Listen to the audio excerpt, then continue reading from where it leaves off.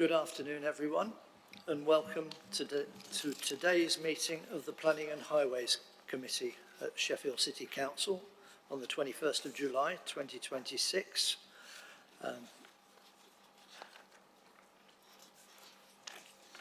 Just to give you advance warning or advance notice, we're going to move item 9A. That's the, item 9B. That's the Forward House on Old Forward Road item up the agenda. So that will come in just after item 6 and before item 7. But I'm now going to ask Abby, to my right, to announce the housekeeping arrangements. Thank you, Chair. In the event of a fire alarm sounding, please take instruction from staff and stewards. The assembly point is at Tudor Square. Please can I request everyone to switch mobile devices to silent mode so as not to disturb the conduct of the meeting. The meeting today will be webcast and the recording will also be available for people to view later through the Council's website. You should be aware that the Council is a data controller under the Data Protection Act. Data collected during this webcast will be retained in accordance with the Council's published policy. By entering the meeting room, you are consenting to be filmed and to the possible use of those images and sound recordings for webcasting. While ever the meeting is open to the public, photography, video and sound recording of the proceedings is permitted. However, the Chair has discretion to withdraw or suspend this permission, for example, if the recording is disrupting the conduct of the meeting or is being undertaken in a manner which could capture personal information, or in the event that a member of the public participating in a meeting objects to being recorded. Thank you, Chair. Thank you, Abby. My name is Mike Chaplin. I'm a councillor for Southey Ward, and I'm a joint chair of this committee. I'm now going to ask the other members to introduce themselves, starting with Maroof. Maroof Ralph, joint chair of the Planning and Highways, as well as council for Nether Edge and Shadow. Good afternoon. It's Councillor Brian Holmshaw. I'm a councillor for Brumhill and Sharrow Vale. Good afternoon, I'm Councillor Tom Atkin-Withers. I'm a councillor for Grace Park Ward. Good afternoon, Councillor Mark Whittaker, councillor for Stocksbridge and Upper Don. Thank you. Councillor Mick Rooney, good afternoon. I represent Woodhouse Ward. I'm John Hesketh, councillor for Stocksbridge. Good afternoon, I'm Councillor Alan Woodcock, councillor for East Ecclesfield. I'm Councillor Cliffe Woodcraft, councillor for Forward Ward. Thank you, Chair. I'm Councillor Richard Williams. I represent the Stannington Ward. Thank you all. I think the next thing we need is to note any apologies for absence today. Yeah. Thank you, Chair. I've received apologies for absence from Councillor Tony Downing.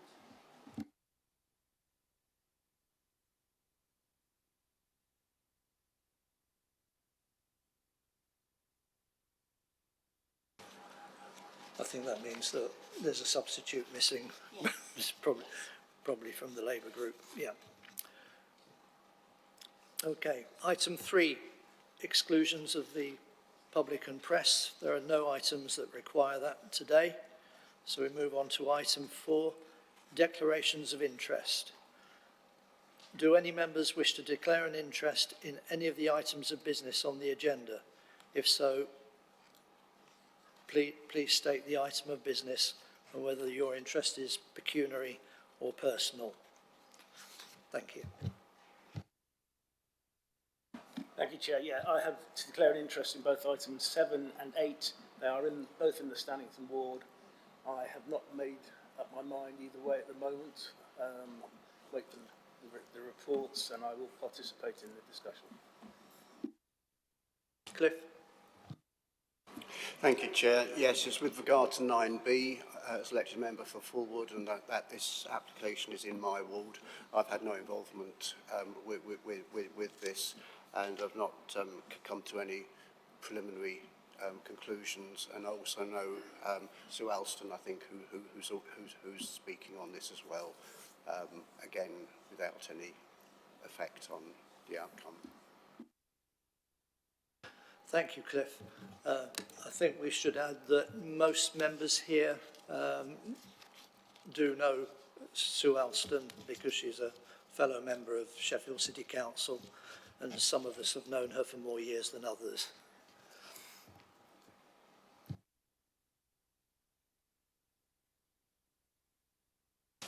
Item 5, minutes of the previous meeting. That's on page 11 of the agenda. So I'm going to ask you to, having looked them over, which you will have done beforehand, are you happy to approve them as a correct record of the minutes of the Planning and Highways Committee meeting held on the 23rd of June this year?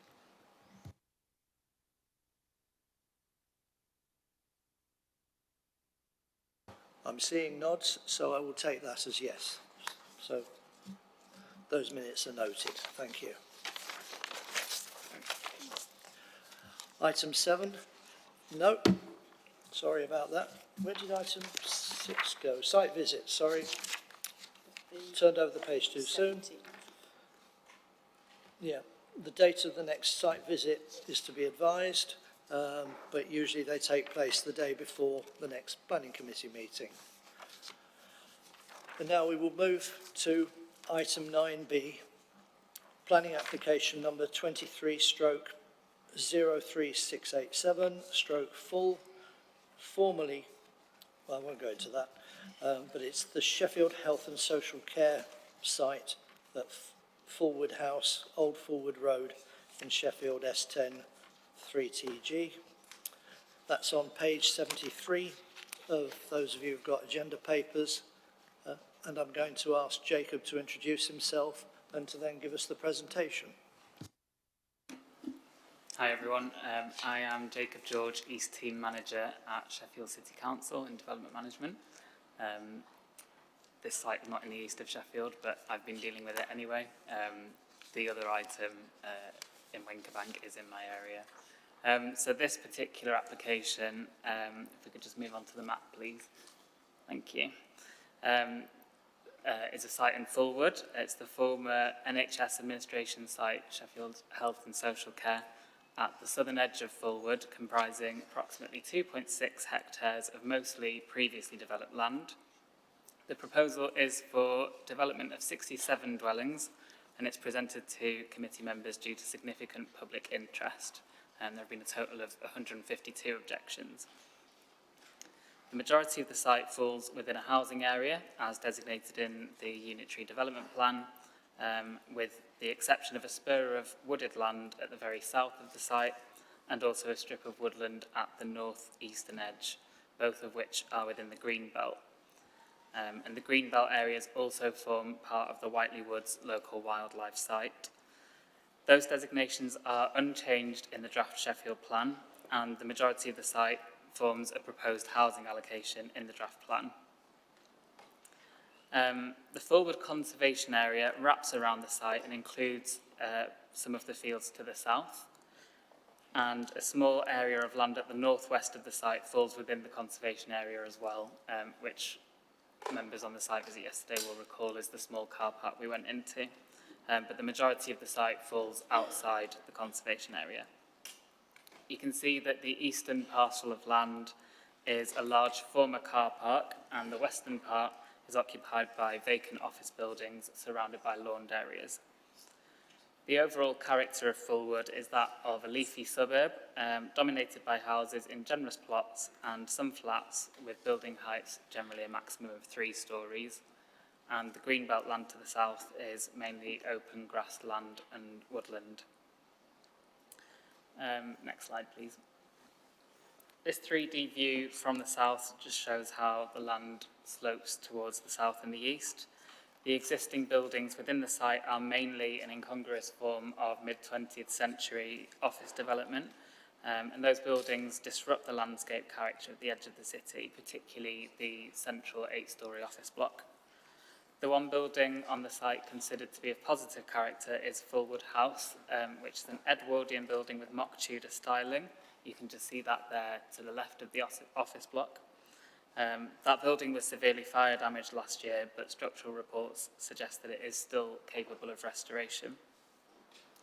There are several high-value mature trees located within the site, of which 10 individual trees, 2 groups and 1 woodland are covered by a tree preservation order.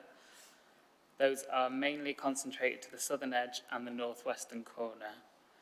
And then within the line of trees separating the car park from the buildings is a public right-of-way leading down into the Porter Valley. Next slide, please.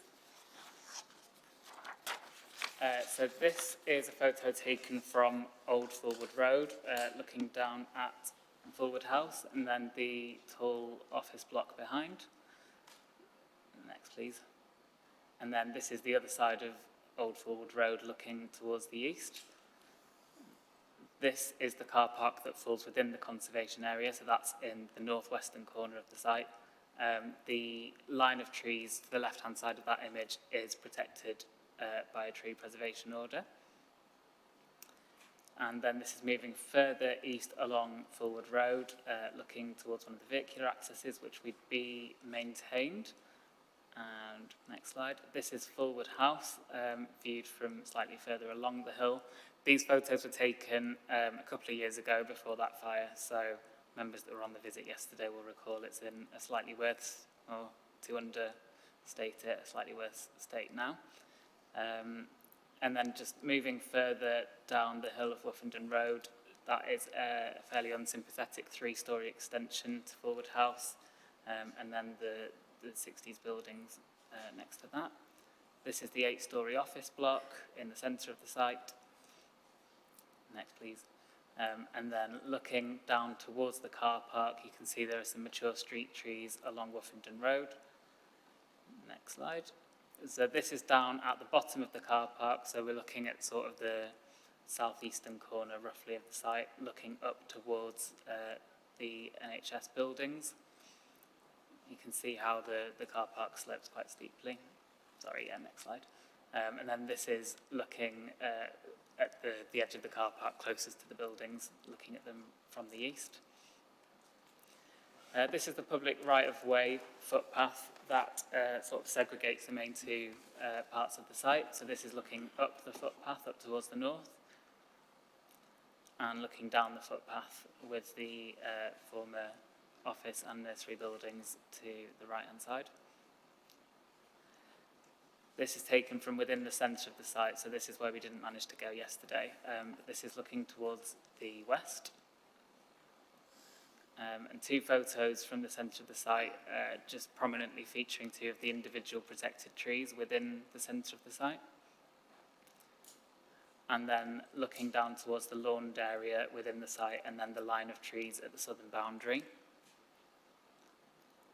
And that's just panning across, then looking towards the southwest corner of the site. And this is the back of Fulwood House with a 3-storey office block next to it. And finally, just another view of the 8-storey block from within the centre of the site. Thank you. So, the application proposal has been significantly amended since it was first submitted in 2023. So I will only discuss the amended proposals today. That scheme is for 67 dwellings. Fulwood House would be retained and converted to 6 flats, surrounded by 15 large houses on the western side of the site, 9 of which would be accessed via a block-paved internal access road, and the rest of which would be accessed directly from Wuffenden Road. Those 5 houses, plots A to E facing the street, would have pitched roofs, and the rest would have flat green roofs. The car park site would accommodate 46 flats with 2 or 3 bedrooms in a single large building, but with that building's massing being divided into 3 blocks, with a further 2 floors of flats on the lower levels nestled into the landscape. And that building would also include subterranean parking and leisure facilities. You'll see in later slides how that building's broken up into different forms. And then an enhanced green corridor would be created between the apartment block and the rest of the site, with the public footpath realigned and sustainable drainage features provided. Next slide, please. So I'm not going to show you all of the house type plans, but I'll show the most common ones. So this is house type 1, which is a large 5-bedroom, 3-storey dwelling. Can we look at the elevations, please, next? So it's a contemporary style with buff brickwork facing walls, stepped window reveals, and a step-back top floor, which would have metal cladding. These houses would be around the southwestern part of the site. Next, please. This is house type 2, which also has 3 floors of accommodation, but one of those is a partially subterranean basement level. This is a 4-bedroom house type. Next, please.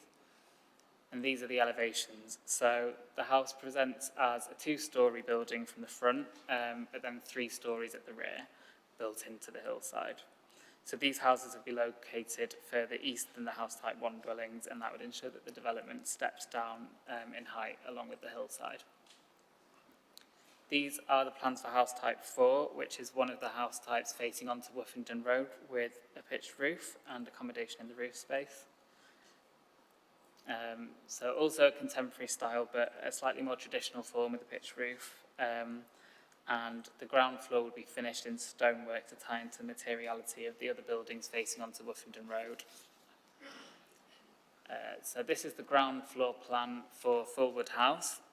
This would accommodate 2 3-bed flats accessed from a central lobby. The first floor would have a relatively similar layout, also with 2 3-beds. And then next slide, please. This is the attic floor plan for Fulwood House, which would have 1 2-bed flat and 1 1-bed flat. Next, please. And the proposed elevations for Fulwood House. So the existing extensions would be removed, and the characteristic features of the existing building would be restored. And then a front extension would be constructed along the right-hand side of the facade. That would be a relatively simple design with matching materials. So compared to the current extensions, we consider that would be an improvement to the character of that building overall. This is the ground floor plan of the larger apartment block to the east of the site. So you can see that there'd be 3 main volumes of accommodation containing flats, each with its own lift core, connected by a large central lobby. And outside to the north of the lobby would be a drop-off area and an access road leading down to the underground car park. There would also be stepped and ramped pedestrian entrances and access to a bike store for 102 bikes. Next slide, please. So this is one of the subterranean levels. This is level -1, which contains parking, pool and leisure facilities, which would be for the exclusive use of the residents, and 5 apartments nestled into the hillside with a staggered building line, which would achieve a more naturalistic appearance when viewed from the south. Next, please. So this is one of the upper floors. This is the 3rd floor plan, which shows how the blocks significantly step back on the upper levels and present as 3 distinct forms. Next, please. And these are the elevations for the apartment block. There are some 3D images later in the slides which kind of show a bit more clearly how its massing is divided, but you can see that it steps down, broadly speaking, with the topography. And these are some site sections. So the top section is taken from the south and the bottom from the north. You can see again that despite the scale of the apartment block, it does follow the line of the hillside, and it would be much lower in height than the existing tower block, which you can just see is shown by a dashed red line on those images. This image is taken from an addendum to the landscape visual impact assessment, and it shows a wireframe outline, which hopefully you can just make out in purple, which shows the massing of the development viewed across the valley. So you can see it steps down with the hillside, and it wouldn't break the skyline, unlike the existing tower block. Next slide, please. And we come on to the 3D images of the proposal, giving just a better idea of the overall massing and configuration of the development as a whole. So the top one is viewed from the south-east. The bottom image is viewed from the north. And next slide, please. And then the top image is viewed from the southwest, and the bottom image is viewed from the northwest. Okay, so in terms of the main planning considerations, looking at land use, residential development is in accordance with the policy designations in the existing and emerging development plans, and it's consistent with the allocation in the draft Sheffield plan. And just a reminder that due to the lack of a 5-year housing land supply at present, the tilted balance is engaged in favour of housing development as set out in the MPPF. The proposal doesn't include any built development in the green belt, so the proposal wouldn't conflict with the purposes of green belt. The development would have a relatively low density of 25.8 dwellings per hectare. That is below the recommended policy range in the core strategy, but it's considered acceptable in this case because of the low density character of the surrounding area. The proposal doesn't include any affordable housing, but a viability assessment which has been reviewed by our independent assessor has shown that affordable housing would not be viable for this development. In line with adopted policy and guidance, a Section 106 agreement can secure a viability review, and the trigger for that would be if either the houses are not complete within 3 years or the apartment block has not reached eaves height within 3 years. So that would allow for a clawback of an affordable housing contribution if the economic situation has not improved, or if it has improved upon that review. In terms of design, the proposal has been amended to ensure that it responds more sensitively to existing landscape features. It would step down the hill with a more organic layout to represent a visual improvement on the existing buildings, including in views across the Port of Vale.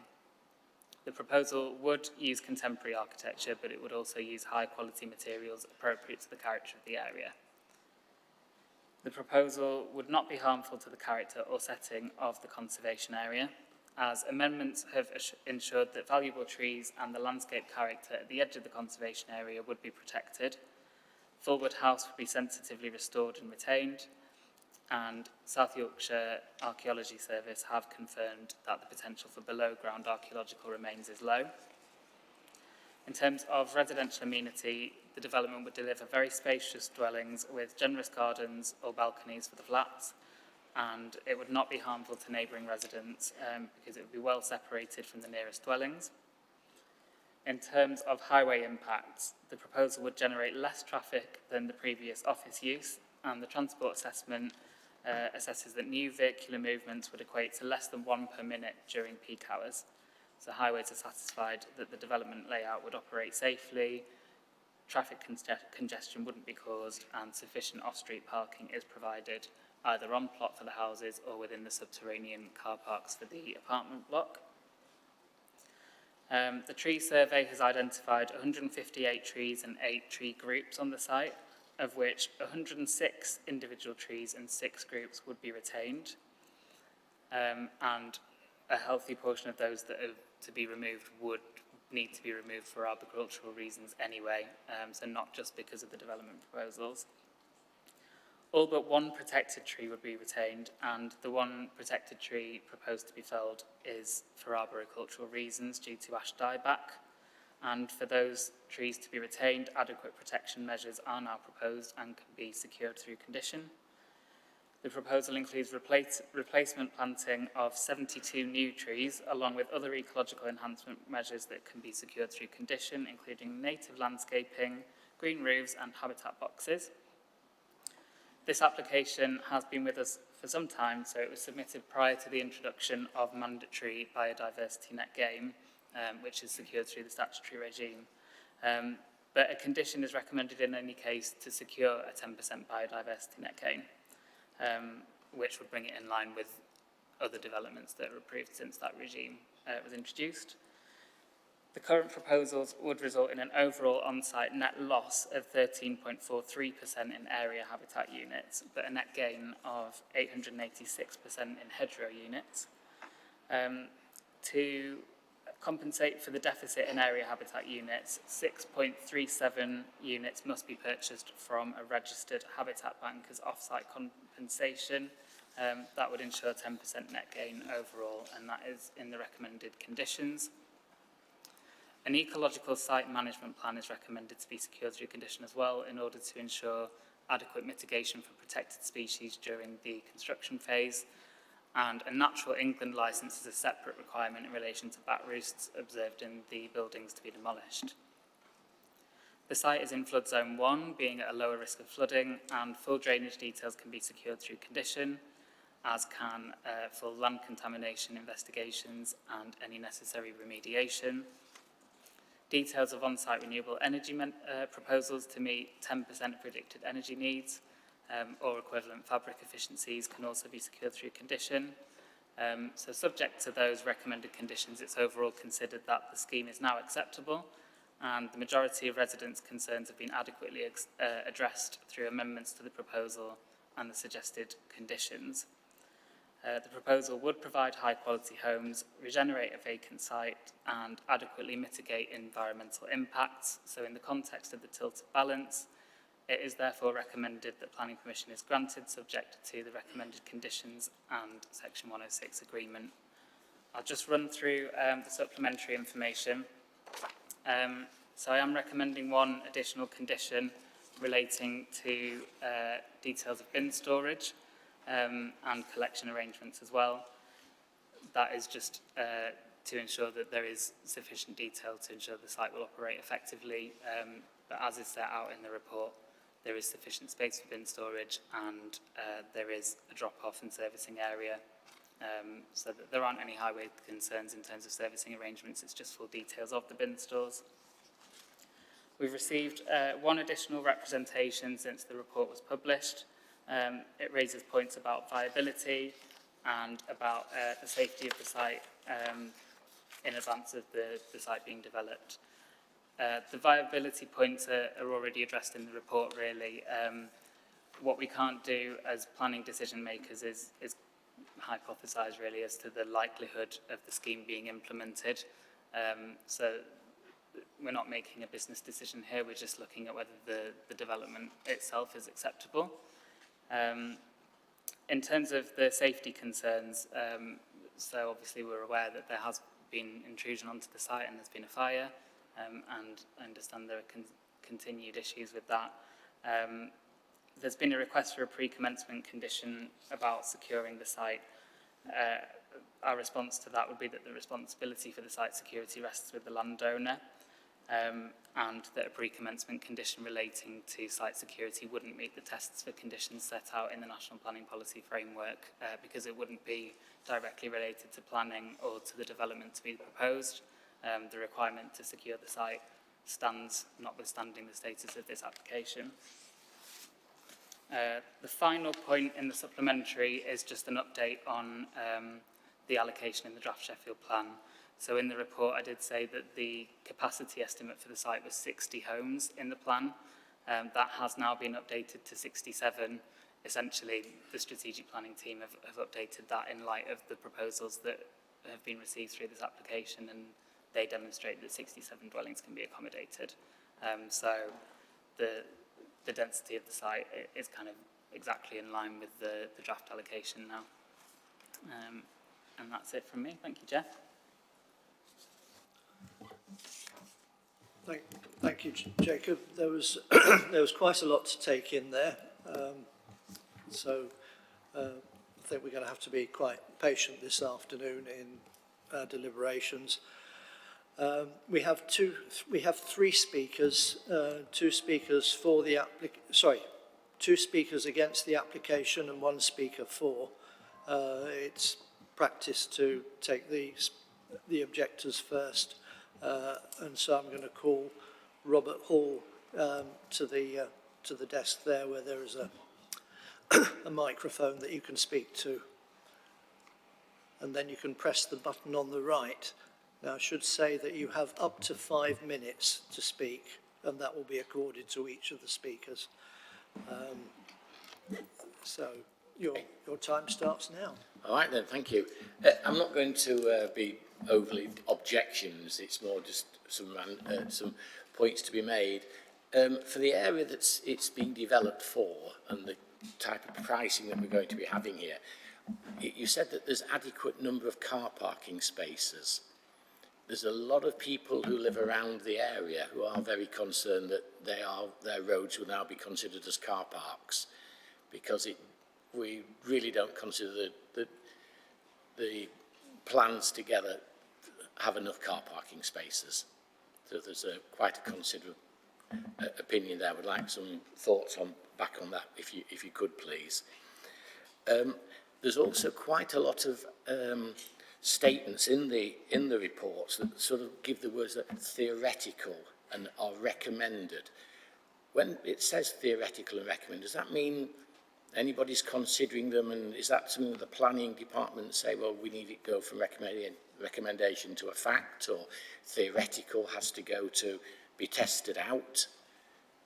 Because when somebody says it's theoretical, it doesn't actually mean too much to us when it says that we're building on the east side 5 stories, but there will be some trees planted, and it says theoretically it may disrupt the visibility, have some visibility issue. Well, it's going to have it. We don't need visibility, theoretical. So I'd like to know what are we meaning by these woolly words like recommended and theoreticals and so on. The other question I think I'd like to, or the other point I'd like to raise is the Fulwood house you say can be restored. I mean, I live fairly close by, so I've seen it. I'm thrilled to bits if it can be, but it's very, very badly damaged. If during the process it can't be restored, what happens then? Does it get knocked down and something that doesn't go to planning gets built? Because at the moment it doesn't look as though it could be. But I mean, I accept your words and I'll go back and tell everybody that it's going to be saved. But I'd like to know it can be, and if it can't, what's the next action? I think that was the main one. I had a little one that Sue's actually already slightly corrected. There's a great big sales board outside the hospital site at the moment with a great big plan, which is a different site to the one that actually is there, i.e. it's taking half of our garden away. So I'd like to confirm that the site that you've shown earlier in your presentation, it is exactly that one. It is not the one that's on the advertising boards. I think that'll cover for what I wanted to, because I know Sue's got a lot of points. Thank you, Robert. What I'll do is I'll ask officers to respond to your questions when we've heard the other 2 speakers. But on the site visit yesterday, members had noticed the disparity between the notice board and what's actually there in the plans, and it's what's in the actual plans before us today that is what will count, not their artistic impression on the big notice board. Excellent. But I'll leave officers to address the other. Okay, and just one little one that's sort of fitting to this is that on the east side, where the public footpath goes through the site and then it comes on to the Whiteleywood house properties, the footpath is a bit, I'm just wondering whether there's a possibility of just working with the developer to find a clearer way through. It's just a little bit messy at the bottom. Okay, so sorry. Thank you. Thank you, Robert.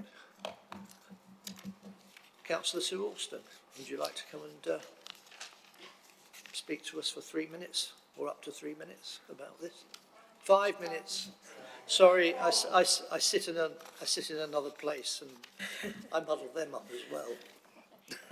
This will take about 5 minutes, but I promise you it won't go over there. Thank you, fellow councillors. As a local councillor, I've received many comments and representations about this development over the last 6 years. And whereas most people do accept that this site will and should be used for housing, and removal of the 1950s tower block will be very welcome, there are some specific issues of concern that I want to raise on behalf of residents, and some of which I think can be addressed through the conditions, should the application be approved. In 2019, as local councillors, we surveyed local people about this site, and the majority wanted to see a development of mixed housing. Officers note in their report that the current plan is for high-end luxury homes and that more units could have been provided without increasing the massing of the development. I do hope that at least some of the apartments might provide the downsizing opportunities that a number of residents said they wanted. I have 7 specific points that I want to make. I promise you they will be brief. Firstly, the plans have changed significantly since first submitted, and I want to acknowledge the work of officers and the developers in trying to address some of the major concerns that were raised by the public, in particular in reducing the overall height of the apartment blocks and in trying to reduce the visual impact from across the valley. The poor choices to build that tower block in the 50s shouldn't be seen as a precedent. However, a number of residents still feel that these blocks are too high and that the visual impact when seen from distance is not acceptable. Secondly, specific issues have been raised about the houses which face onto Woofenden Road and their height in comparison with Whiteley Quarters apartments, which is on the other side of the road. It has been suggested that a change of roof style could reduce this domineering appearance. I don't know if that's possible given the accommodation layout, but if it could be done, it would be a good thing. Number 3, concerns have also been raised about damage to and consequent loss of the street trees on Woofenden Road due to the location and development of the driveway access. I note that some changes have been made, but I think the concerns about these trees are fully justified and will require careful monitoring during construction to ensure their protection. Please can we make sure the conditions do press for that? Thank you. Number 4, as already mentioned, the relative shortage of parking on the site. This is of concern to residents in surrounding roads. These are large properties, as you know has been noted. Luxury properties tend to go with luxury cars, and maybe more than 1 car, probably more than 2 cars for some households. So I do think the car parking provision is something that needs to be considered by members as they're debating this. Number 5, I note the inclusion of cycle parking provision, and that is a real positive. There is a popular cycleway, stroke bridle path, running along the valley bottom, and at present the only access from that is a cycle path that is actually accessed from further down Woofenden Road. Having spoken to a few cyclists, that cycle path is essentially unusable unless you're, well, pretty mad, to be honest. So I still would like for this site to be investigated whether we could find a cycle route down to the valley bottom through the site for the benefit both of the new residents and of the people living locally. Number 6, I am incredibly relieved about the probable retention of Fulwood House. I stood there and watched that roof burn along with other local residents, and it was indeed a very sad sight. In the report, it states that there are pictures recording the internal features of the house, which were sadly definitely lost in the fire. And I wonder if those pictures could be included in some way, maybe in the entrance hall or something of the site, just as a way of reminding people of the heritage of that property. And I would also like to see the cartouche mentioned in the report retained in some way. My final point, Chair, is probably the most important one, and that is concerns about the environmental damage from this development, in particular the loss of some of the 50-metre buffer that was put in place in earlier plans to protect the local wildlife site of Whiteley Woods. And there is also a risk of, to the trees from damage during the building works, and a need to protect the bats, the badgers and the nesting birds on the site. I did note that the bats have moved into the derelict buildings, so good for them, seeking an opportunity. I note that the proposed condition makes habitat management and monitoring plan and I want this to be produced before work commences, and the concerns of the residents about the risk of the ecology and biodiversity are clear, and in protecting the trees and habitats on this site is incredibly important. It is a very sensitive location. Thank you, Chair. Thank you, members. Thank you, Sue.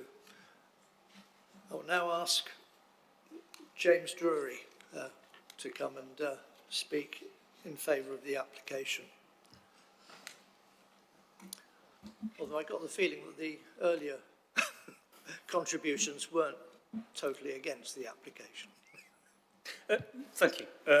Good afternoon. My name is James Drury. I'm the Director of Strategy at Sheffield Health Partnerships University Foundation Trust, which for the avoidance of doubt is the predecessor organisation of Sheffield Health and Social Care as named in the application.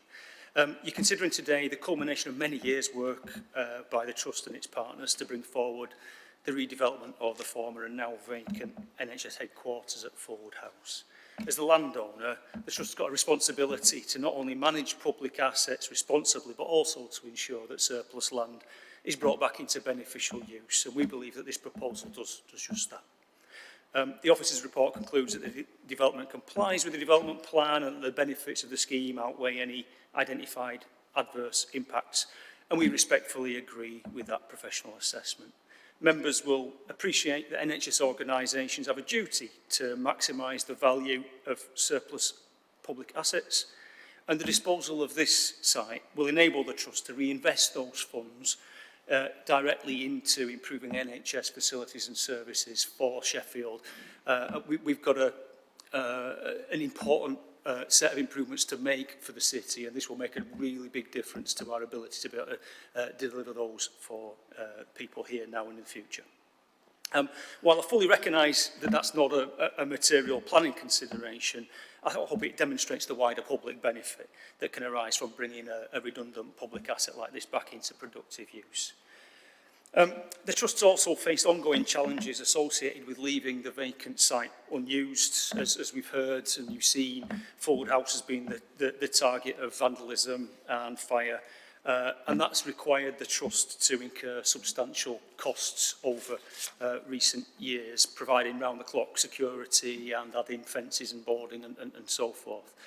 And that situation is neither sustainable nor in the interests of the local community. Now, rather than allowing a prominent former healthcare site to continue to deteriorate, this proposal secures its long-term future, provides much-needed homes, enhances the surrounding environment, and ensures that a valuable public asset is once again put to positive use. So the Trust respectfully asks members to support the officer's recommendation. In doing so, you will facilitate the regeneration of a redundant brownfield site, deliver much-needed housing, and enable the NHS to reinvest the value of this surplus asset into healthcare facilities and services that will benefit the people of Sheffield for many years to come. Thank you. Thank you, James, and thank you for keeping it well within time. Jacob, I think it became apparent that a lot of the points Robert was making or alluding to were also picked up by Councillor Sir Walston.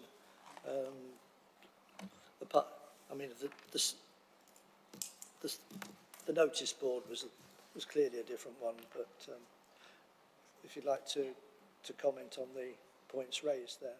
Okay, yes, thank you for your contributions. So the first point was parking spaces. So in terms of parking provision in this development, the apartment block, which would have 46 flats in it, would have 107 allocated spaces and 17 visitor parking spaces in the basement accommodation. So that's more than 2 per flat. The houses would each have space for 1 or 2 cars on the driveway, and there would also be 6 parking spaces in the car park for Fulwood House, so 1 per apartment, and there would also be some visitor spaces along the access road into the western side of the site. So we've consulted heavily with highways throughout this application. They're satisfied with the level of parking provision. In terms of comparing it with the previous use of the site and also with previous approved developments, which the outline application that was approved in, I can't remember exactly what year, but it was a 2018 reference. I think it took a couple of years. That had capacity for over 100 dwellings potentially, and this is only for 67, and the potential transport impact of that were deemed to be acceptable.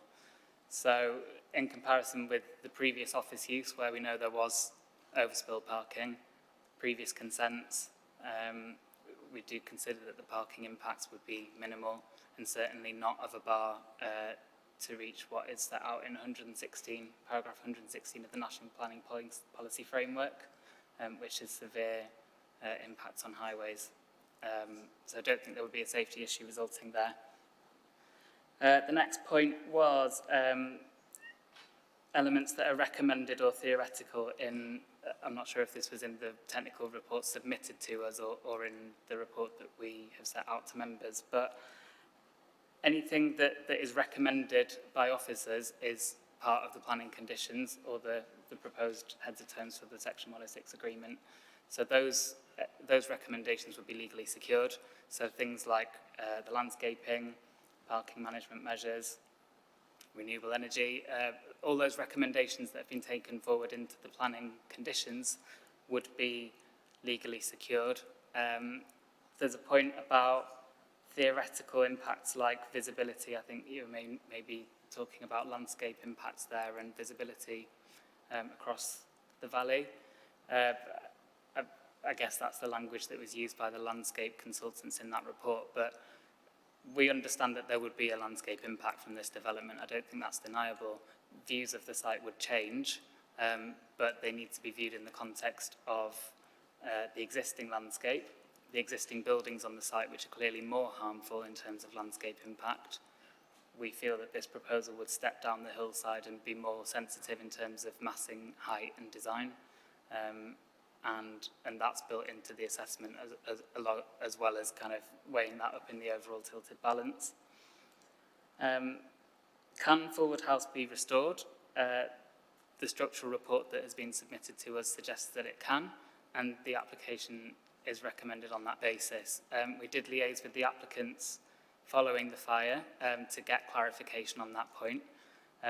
If it had emerged at that point that the building wasn't capable of restoration and would need to be demolished, then there would have been an opportunity to amend the application, re-advertise it, and consider an alternative scheme, being pragmatic to those needs. But the report suggested that it can be restored, so we've proceeded on that basis.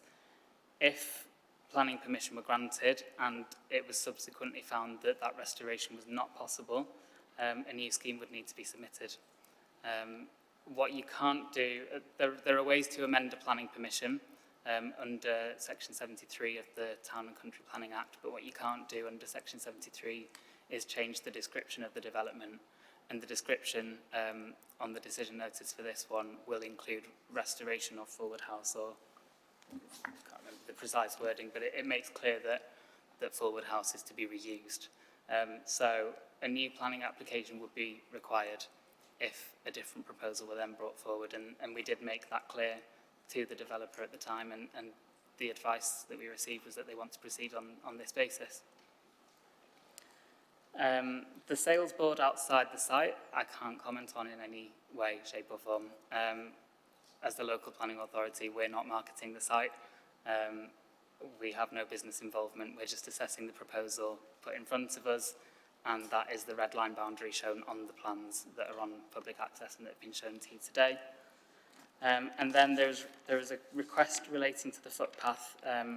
Can that be straighter? Yes, so the proposed plans show a realignment of that footpath to a slightly more meandering route. That was really done in the interests of improving the landscape quality of that walk. It is a very steep route. I would expect that having it as a less straight route might allow it to be slightly less steep. The other thing is that one of the protected trees, I think it's T8 of the TPO, is pretty much on that footpath, so I think winding it around the tree would potentially be beneficial for the health of that tree. That was a design decision that was taken by the applicant's design team and has found its way into the plans that are recommended for approval. That is the type of change that, again, if the applicants wanted to amend or for feasibility reasons or otherwise, it's not impossible that could be amended through a Section 73 application at a later date, but the Public Rights of Way team had no objections to the realignment, so it's not acted as a barrier of us recommending approval. Turning to Councillor Alston's comments, so about the housing being more mixed and the proposal being skewed towards luxury housing, that is the case. We have to assess the proposal on its own merits. It is a proposal for predominantly quite large dwellings, but we do have policies that support larger dwellings in areas across the city and particularly outside the city centre. There would be a mix of housing and apartments. There'd be a mix of mainly 2, 3, 4, 5 beds. There'd be one bed. There wouldn't be the dominance of a particular house type, which is in accordance with policy, so we wouldn't have any policy reason to object to the mix of housing proposed. In terms of massing and visual impact, I don't necessarily have much more to say on that, other than I consider that the landscape visual impact assessment images and the section drawings are quite instructive in demonstrating that the development would work its way down the hillside in a manner that steps with the topography and is much more sensitive than either the original submitted plans or what is there on the site now, and would be a visual improvement overall. In terms of the impact on Whiteley Quarters, so that's the 2-storey apartment block directly opposite the site on Muffenden Road,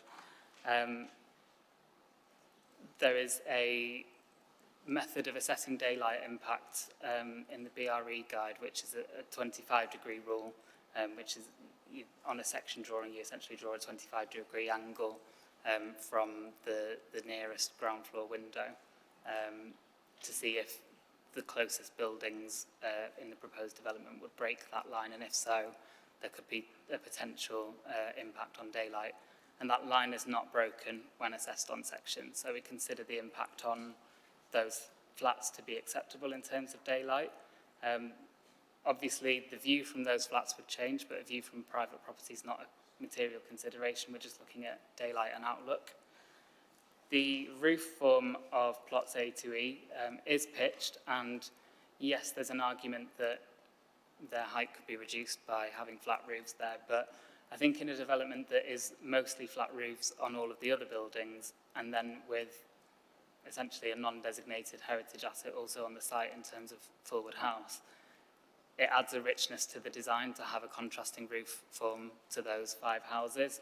To have some pitched roofs improves the visual interest of the scheme, so I don't necessarily consider it would be now a positive move to change the design of those dwellings. And in any case, members are asked to make a decision based on the scheme before them today, rather than any alternative scheme.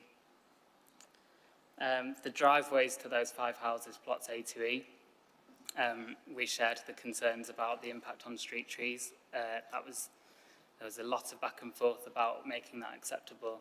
We now have, so plots A and B and plots C and D now share a driveway, rather than there being a driveway to each individual one of those houses. And that means there would be fewer vehicular accesses, and they would be delivered in between the street trees, rather than encroaching too much into their root protection areas. And the benefits of that are clear in that the arboricultural consultants consider that those trees can most definitely be protected.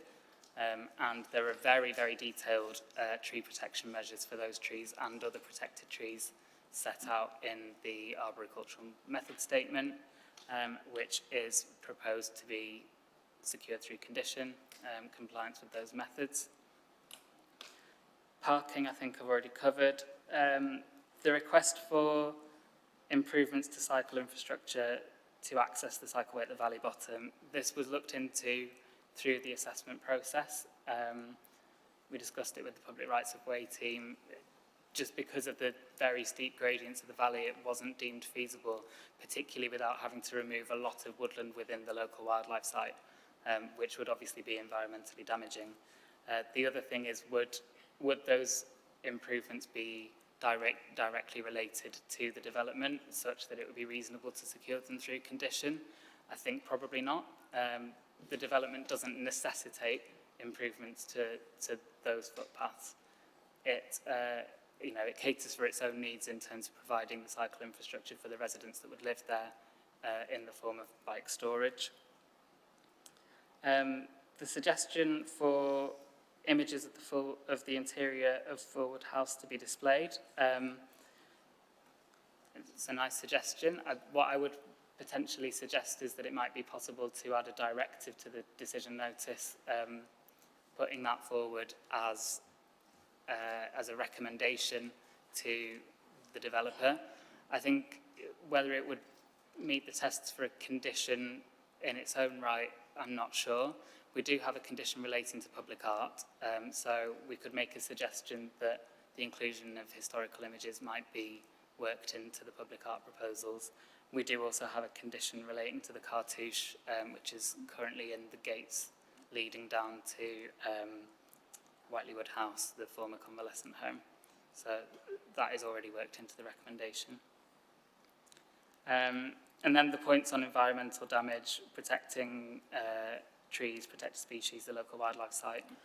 We've got conditions relating to ecological management measures. That would be a pre-commencement condition that would ensure acceptable impacts on protected species. The management of roosting bats is a matter for the Natural England licence. As I've mentioned, we've got measures set out through conditions to secure the tree protection measures put forward, which in the latest arboricultural method statement are very robust. And then in terms of the local wildlife site buffer, the green corridor in the centre of the site, and then also the additional buffer zone, I think it's plots 8 and 9, which are the houses on the southern edge, which are kind of furthest east. They have a buffer zone beyond their residential curtilage that would help to ensure that you're not bringing domestic activity too close to the local wildlife site. So our ecology team are satisfied that there is enough protection built into the recommendation. And then enhancement would also be secured through condition in the form of the landscaping scheme and the habitat management and monitoring plan. I think that's all I need to respond to. In terms of Mr. Drury's comments, he said it himself, but I would just remind members that the use of the funds kind of gained through the sale of the site is not a material planning consideration. We are purely looking at the impact of the proposals and whether they are acceptable in planning terms. Thanks, Chair. Thank you, Jacob, for addressing those points raised by members of the public and Councillor Sue Alston. What we normally do at this time.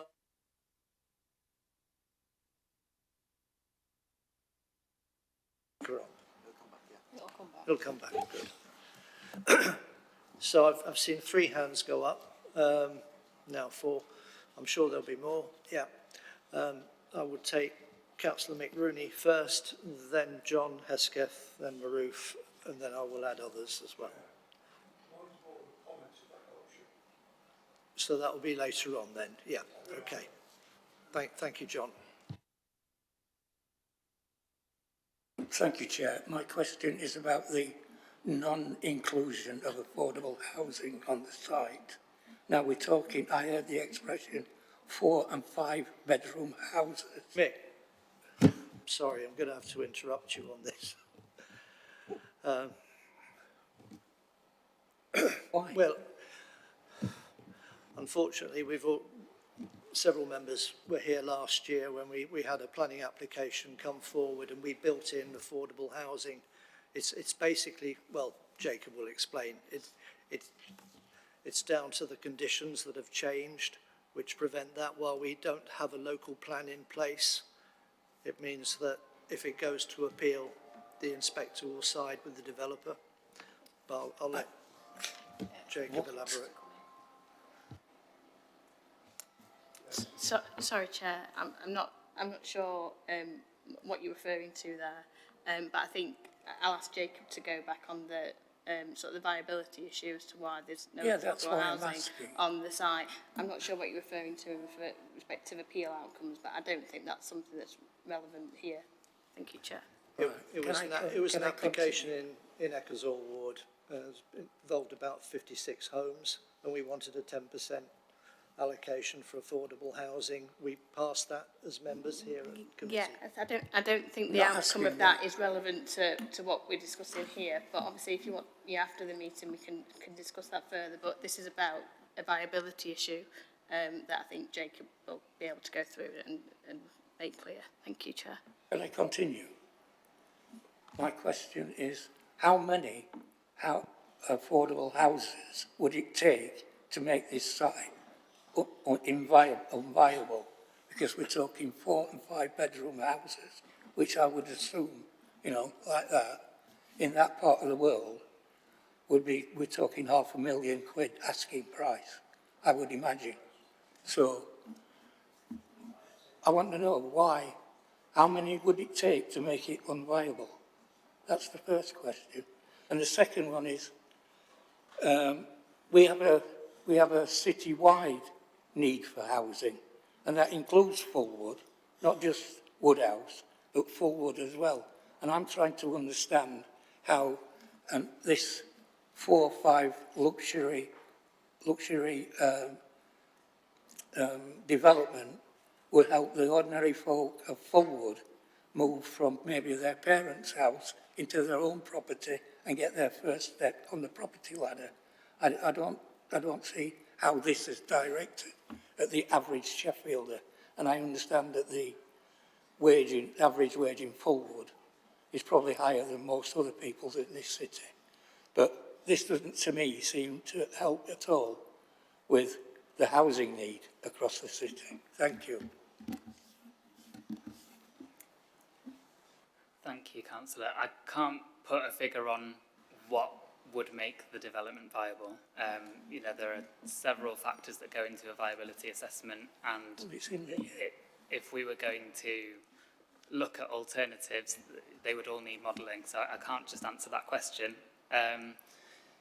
The particular issues with viability relating to this site are predominantly in relation to build costs and the abnormals associated with developing what is quite a challenging site for many reasons, including topography, contamination, previously developed land. The economic outlook is, not as it could be at the moment. We know that delivering housing is difficult, and we're finding that a lot of viability assessments are showing that affordable housing makes a scheme unviable. The scheme has been very thoroughly assessed by our independent viability assessor, and his conclusion was that at the present time, affordable housing would render the scheme unviable. We've built in the clawback arrangement into the proposed Section 106 agreement, so that if things have changed within 3 years and the development hasn't reached those milestones set out, then it would be revisited.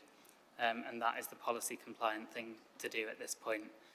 In terms of meeting the wider needs of the city, yes, there are 4 and 5 bed homes in there. The most common unit type in the mix is 3-bed apartments, which would provide suitable family accommodation as well. I can't speak to the eventual house prices of these units. What we are looking at is, does the proposal provide an acceptable quality of accommodation, and not, it's not in the local planning authority's gift to be able to determine who is able to buy them.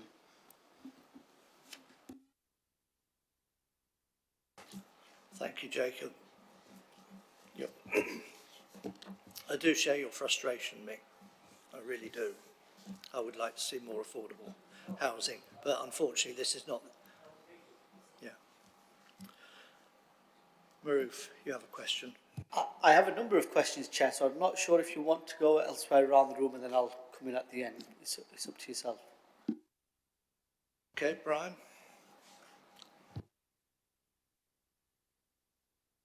I also have a number of questions, but I'm going to go ahead, if that's okay, Chair.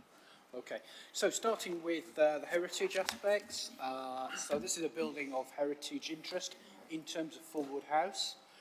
So two parts to this. One, I believe the leaded windows on the ground floor are being preserved and protected by a large piece of hardboard. Is that the case? And secondly, we mentioned this thing called a cartouche, which I understand what it is. It's a plaque with a number of initials on it. So good that that's going to be protected, but there's also 2 lampposts on site, historic lampposts on site. And I wondered whether they could also be part of that condition to be restored and retained. I took some photographs yesterday on the site visit. So that's on the heritage side of it. Those now? I can run through the rest. So, briefly, So from what I understand, you're saying there's no greenbelt development on site. There's nothing going to be built on the greenbelt aspects of the site. Is that correct? I just want that confirmed. Secondly, on trees, what's the percentage of the trees on site that are going to be retained and removed? There, right, 'cause I can't spot it in the documents as such, even in the section on trees. How many disabled car parking spaces are there in total? You put it as a percentage, and I was after a total. What colour will the window frames be on Fulwood House? Sorry, going back to the heritage. This was a question in the public comments. So the public were asking that one. I think I've got one. I think I have one more. When I can find it. Yes, there's a mention on page 105 from the South Yorkshire Mayoral Combined Authority. This says that there are opportunities for the development and promotion of travel by bus. And it says, in the second part of that, financial contributions are requested. Has that been developed at all, that aspect?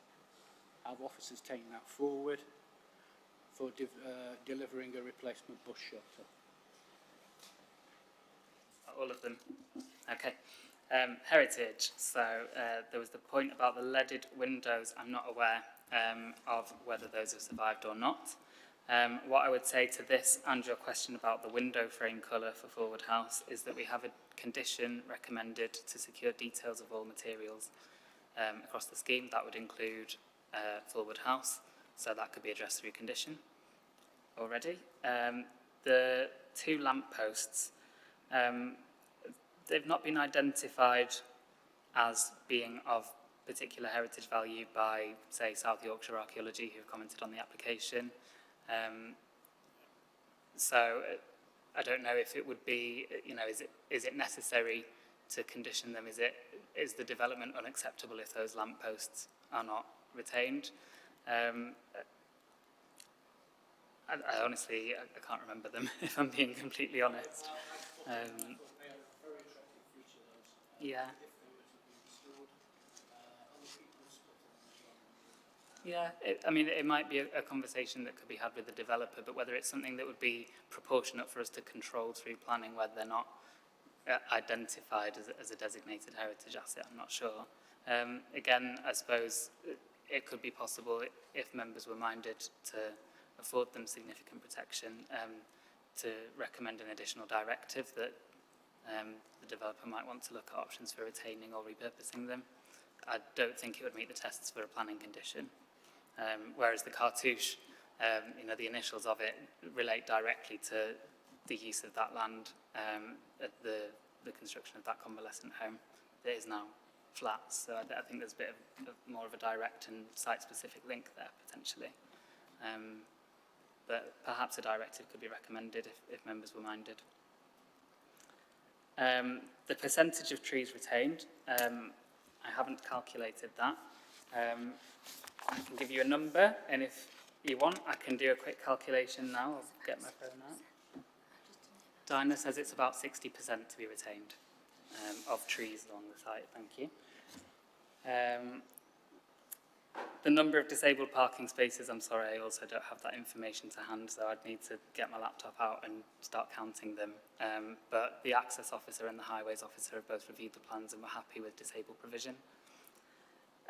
The contributions requested by SIMCA, the Mayoral Combined Authority, to bus stop improvements. In light of the viability position and there being a specific policy which requires affordable housing, we felt that if there were going to be some development contributions, financial contributions to improved infrastructure, then it would be the affordable housing that would need to take precedence because there is a policy basis specifically for that.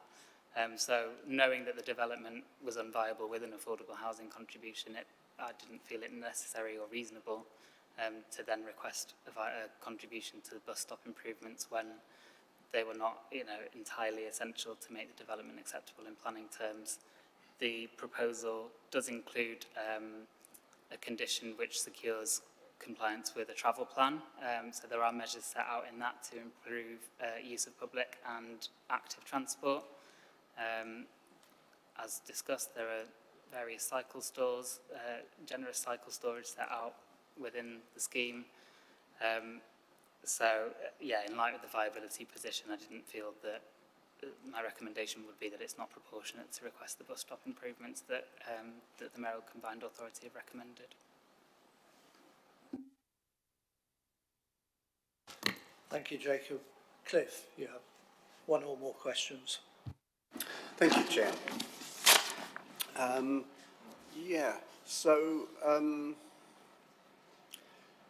As regards the cycling route, which you say is too steep if we were to provide one, speaking as a cyclist myself, when it gets a bit steep, I just get off and push. Would it not be possible to provide at least the space where cyclists can at least get off and push their bike up? Is that possible? One or two other questions as regards to the houses which have 1 to 2 spaces. Does that include the garages? Because most garages, in my experience, are not used for cars these days. The other one was I'm interested in the amount of green area. When we visited yesterday, there was a lot of car park and asphalt over the whole area. Is there going to be more green area resulting from this development than there was previously? Because it was pretty grim with all that asphalt. And that was my third question.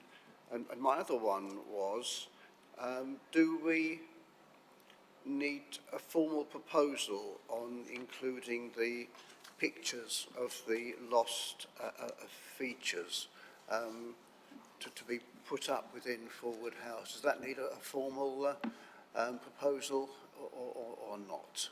Because if so, I'd like to propose that. Thank you. I'll respond to the last point first, and Vicky might want to come in on this, but I think, yes, there would need to be a formal proposal. That might happen after the comments part of the item. Is that right, Vicky?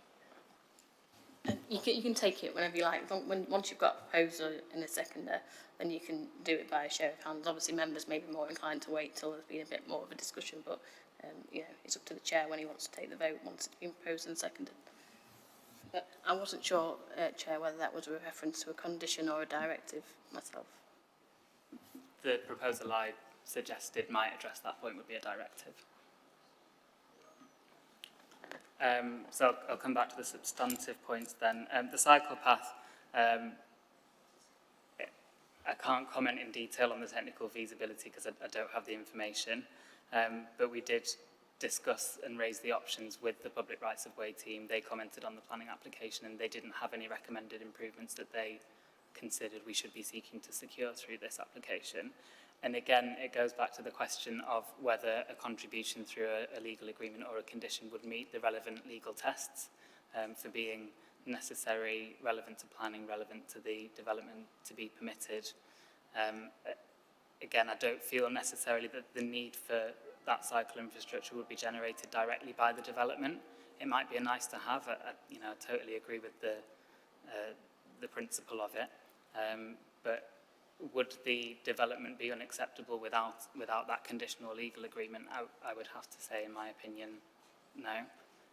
So I don't feel that it's something that should obstruct the granting of planning permission, that specific point, the lack of cycle infrastructure. And again, we have to have an eye on viability and the fact that there is a policy requirement for affordable housing, which there isn't for kind of these contributions to things like cycle paths. There isn't a specific policy ask for that.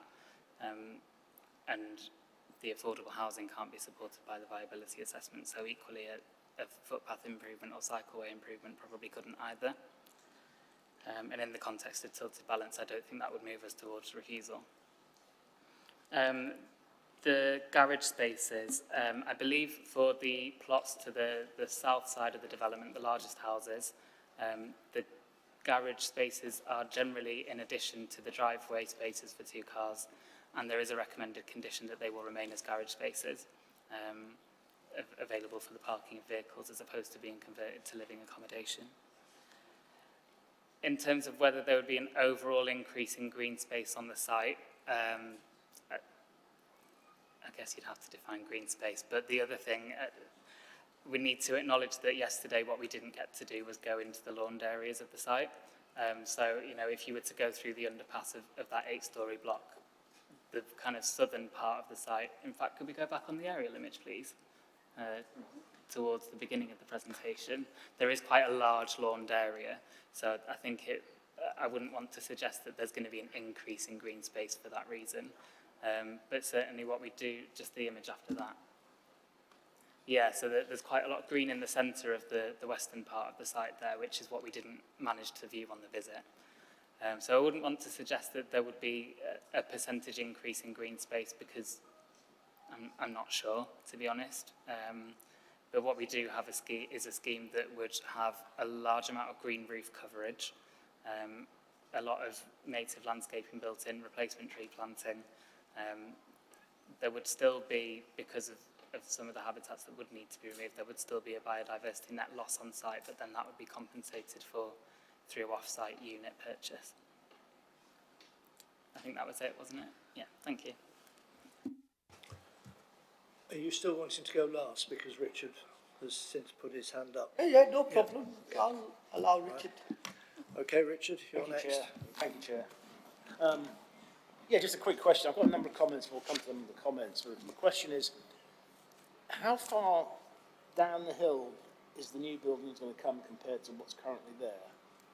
I'm thinking about those individual accommodations. Because looking at the plans, they seem to come significantly further down the hill and therefore significantly closer to the green belt, while still being in the brownfield site. Is that a reasonable assessment? Could we go back onto the previous image, please? So, it varies according to which part of the site we're talking. So what you can see on there is the buildings, the southernmost buildings on the site, which I think is a nursery block. The very corner of that bottom building slightly encroaches into the green belt. That would be removed, and there wouldn't be any buildings at that part of the site. Further to the west of the site, there would be houses that sit closer or further down the valley than the existing buildings, and obviously on the eastern part of the site, on the car park, there would be new buildings where there are no buildings. But there wouldn't be any buildings that are closer to the green belt than that existing nursery building. But if I'm looking at that plan, that makes up a relatively small percentage of the. I don't know my geography. Is it the west? Is that the western side at the bottom? I'll call it the bottom side, but I think you understand that.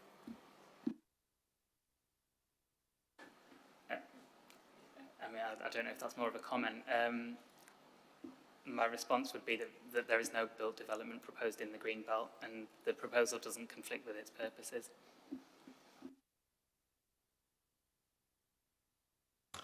Case, you have a question. Yeah, just to clarify, so biodiversity net gain is not a requirement?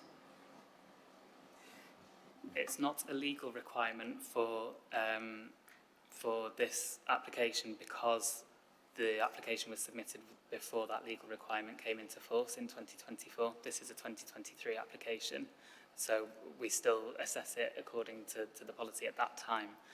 However, there is a policy requirement for biodiversity net gain set out in the National Planning Policy Framework, and what we are proposing is a condition that would secure 10% net gain, which is the equivalent of what the legal requirement would do anyway. So, you know, if members accept the recommendation and that condition is imposed, then it would be the equivalent requirement, essentially.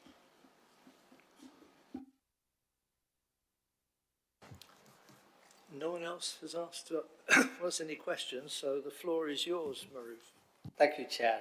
I think we'll go one by one, please, if you don't mind, Jacob.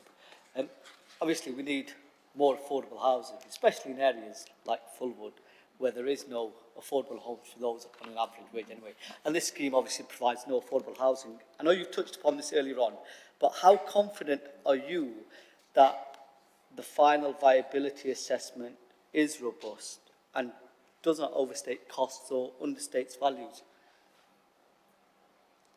Well, I'm not a viability expert, but we have a very good one that advises us, and I have full confidence in him, and that was his conclusion. Thank you. Next question then. Originally, the scheme's massing was described as unacceptable. So what specific changes have transformed it from unacceptable to acceptable, and are those changes sufficient to address concerns from across the valley? So the apartment block was originally 2 stories higher. It was not broken up as effectively into separate forms.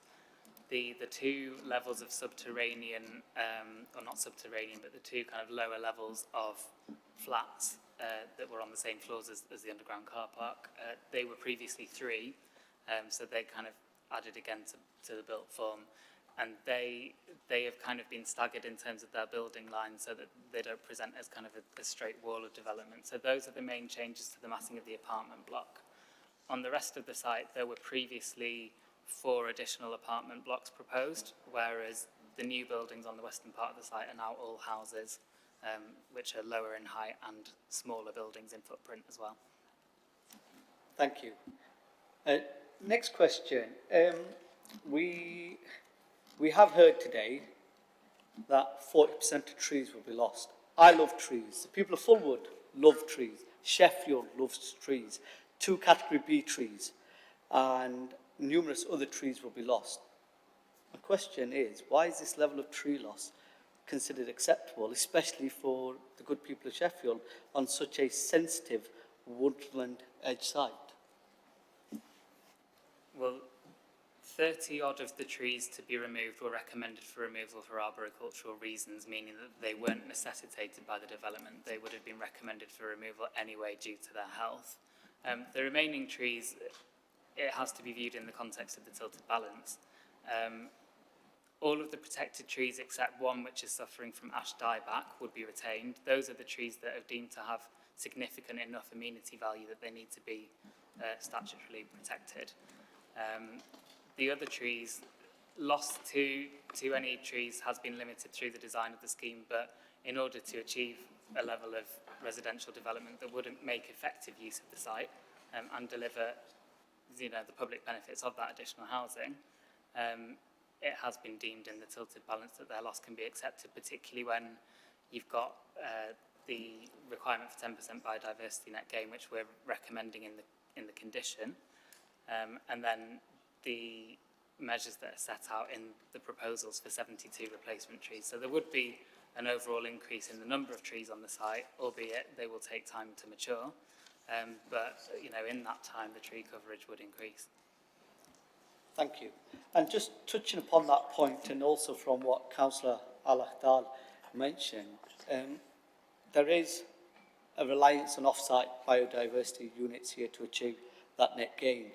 Where are those units likely to be located, and how can we as a committee be assured that they will deliver that genuine ecological benefit to Sheffield? So what we've done with the recommended biodiversity net gain condition is essentially mirror what the legal requirements would have been if the application was submitted after 2024. And the rules of the biodiversity metric, the statutory metric, there's not a requirement to deliver the units locally. What there is a multiplier. So the further away the gain site that is selected that the units are purchased from, the more units are required as a kind of compensation for them being further away. So that's built into the metric. So if the units were being purchased from a site in, say, the southeast, we would expect more units to be purchased than if they were closer to Sheffield. But I don't think it would be proportionate or reasonable for us to insist on anything that's of a greater requirement than the statutory regime would have secured. So that's what we're recommending in the condition. Thank you. Just 4 more questions. I know some points have been made about the parking provision for Fulwood House, and especially around plots A to E, and I think you touched upon this earlier on. But do you think the parking provision is generally sufficient given obviously Fulwood's level of car ownership and those that are more likely to purchase these properties given they're not affordable are more than likely to have cars than not cars? Helen might want to come in on this after me, but I would say yes, I consider the provision to be acceptable. The other recommendation that's in the list of conditions is a parking management plan which would include measures for the allocation of parking spaces relating to individual flats, and then also some form of booking system for visitor spaces. So that would kind of add meat to the bones, I guess, of what the overall parking offer is. Helen, do you have anything to add? Thanks, Chair. Not an awful lot, really, but I think in terms of the apartments, the parking there is perhaps over and above actually the requirement. For the houses, plots 1 to 10, again, they meet the guidance in terms of the amount of parking, garage and drive. The ones that are slightly lower are plots A to E. But I think generally, even if, it does meet the requirements because the guidance is actually a maximum provision rather than minimum. But I think even if there is some slight on-street parking created as a result of that, it's not going to be to a detriment of highway safety. So I think overall we would say, yeah, the parking provision is acceptable. Thanks, Chair. Just touching upon what was said there about visitor parking spaces. I know you mentioned a management plan, but what mechanism is there in place to ensure that management plan is proportionate and is appropriate, and therefore visitor parking does not overflow onto surrounding roads if the demand exceeds expectations? Well, the management plan would be submitted to us through a condition discharge application, and then we as officers would review whether it's acceptable in consultation with our highways colleagues. So there would be that level of oversight there, and then there'd be an ongoing compliance requirement as part of that condition. Thank you. I'm just touching upon Councillor Holmshaw's question about Simca, and I know Simca's requested bus stop improvements have not been secured as part of the scheme. Why is that specifically so in regards to the bus stop improvements? I know that there are other elements mentioned about travel, but specifically around the bus stops. Again, it goes back to viability. When we've got a viability appraisal that tells us that the scheme doesn't generate the level of profit recommended in the planning practice guidance, then we need to consider whether the scheme is refusable without those contributions. And there isn't, the benefits of improved bus infrastructure are obviously recognised, but we don't have a specific policy that says these improvements must be provided. And we also would look at requests like that kind of in the round in terms of what the transport impact of a development might be. So if this, say, were a development where we felt the parking levels were extremely low and it was therefore really necessary to improve public transport infrastructure around the site in order to make the transport impact acceptable, then we might consider that it's relevant to the development to require those contributions. But in this case, the transport assessment and the parking provision are acceptable. The bus stop improvement therefore becomes more of a nice to have, and in the overall viability context, it therefore wouldn't be justifiable to request it. Thank you, and you'll be glad to know this is my final question. I know some points have been made about Fulwood House, and I think it's a very important local asset for the good people of Fulwood. However, if restoration costs significantly or increase significantly due to the damage, is there a risk that the house could be lost permanently, even if permission is granted? the cost of the restoration of Fulwood House isn't necessarily something that we would look at. As I said, if the developer wanted to pursue an alternative proposal whereby Fulwood House were demolished, then that would need a new application and we would assess it. And because it is a non-designated heritage asset, we would probably be asking for evidence to demonstrate that it can't be retained or refurbished and repurposed. So yeah, it wouldn't require a new planning application if it were to be demolished and a new building built in its place. Separately from the kind of overall development project, there is a demolition prior notification route to seeking consent for the demolition of a building. So that would be a possibility too. And that is essentially a form of permitted development right. So in that case, we could only consider the method of demolition.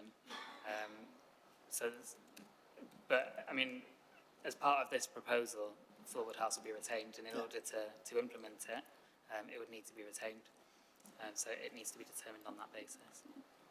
Thank you, Chair. Thank you. Tom, you have a question. Thank you, Chair. This is probably more highways than planning. Just to confirm that disabled parking, would that be available to both visitors and residents, or just one or the other? Chair, there will be visitor parking. Well, there's obviously visitor parking, which is available to anybody. I mean, in terms of the disabled parking, yes, there is disabled visitor parking, so that would be available to visitors. So I suppose if you've got residents parking that's disabled, that to some extent could be in agreement with, you know, if you've got a visitor who was disabled, they could use the space, but there is disabled visitor parking.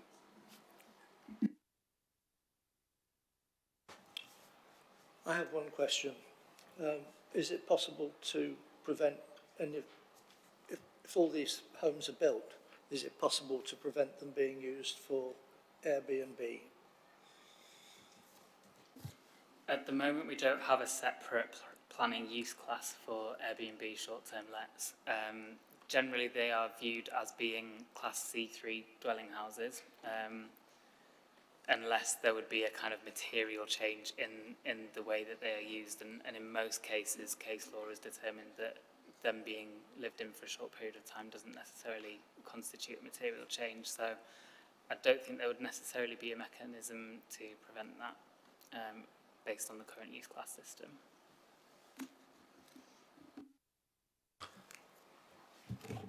Thank you, Jacob. We can now move on to member comments, and the first person to have his hand up is John. Thank you, Chair. I'm going to start by using a well-known Yorkshire phrase twice. By the ache, by the hake. Nothing but negativity for an hour and a half. This is good news. There are 3 reasons it's good news. 1, we create housing. Roofs over people's heads, much needed in the city. Not massive, but nonetheless a contribution. 2, this is a public asset, now, unused. This scheme will realise that asset and bring much needed funds into the public realm, in this case, the NHS, which will be spent improving the well-being of the citizens of everyone in the city. And the 3rd reason, and I've saved the best till the last. Can I swear slightly, Chair? That is forbidden. Bloody. Is bloody a swear? Yes. Just cut to the chase, please, John. It gets rid of that damned awful early 1960s building. It's an eyesore. It's horrendous. Every time I go up Fulwood Road and see it, I think, goodness me, how did they build that? Well, they built that because, I'm a wee bit older than most of you, it was thought to be desirable, fashionable, attractive back then, but so did flared trousers. This is good news, and we should all support it. I will be supporting it wholesomely. with one tiny tweak later on. But first of all, can I say thank you to the officers. Is the developer here or representative of the developer? This is not a classic blank canvas brownfield site which has had industry on it. It's in a delicate position. It's on an undulating valley. It's next to the green belt. It's got a historic church virtually across the road, in which are interred the remains of some of Sheffield's early industrial pioneers.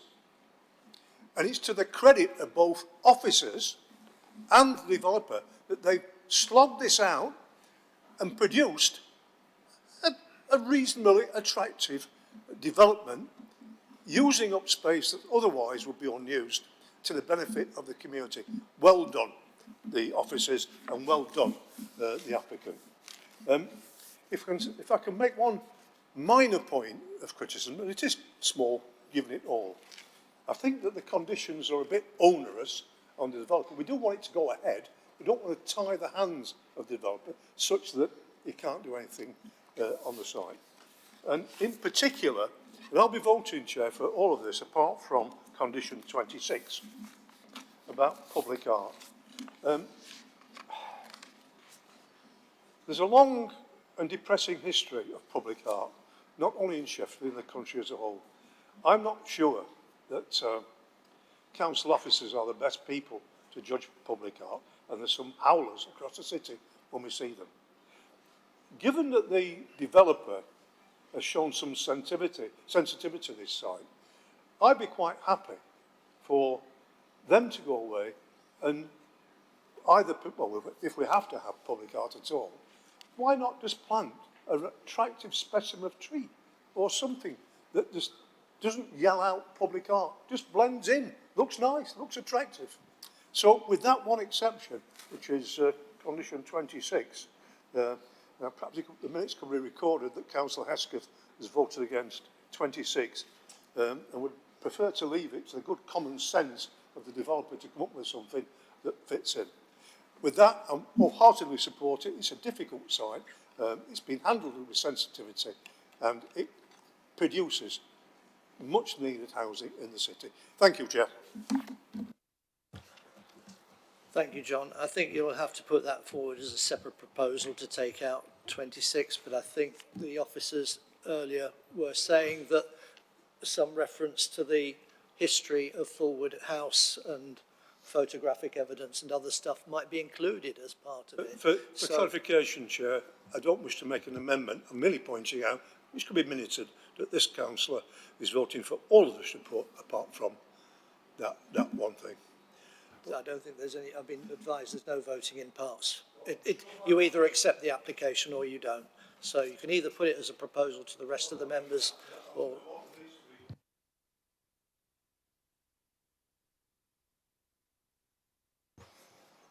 Can it be minuted? Yeah. We'll find a way to minute it for you, John. We will find a way to minute it for you, but you'll find that in voting for the application, yeah. I've got two others wanting to speak. Brian, you're next. Yeah, thank you, Chair. So I've followed this site's progress for several years. It's good to see that some of the previous developments have gone and been reduced in scale. They are mentioned in the section on layout and why.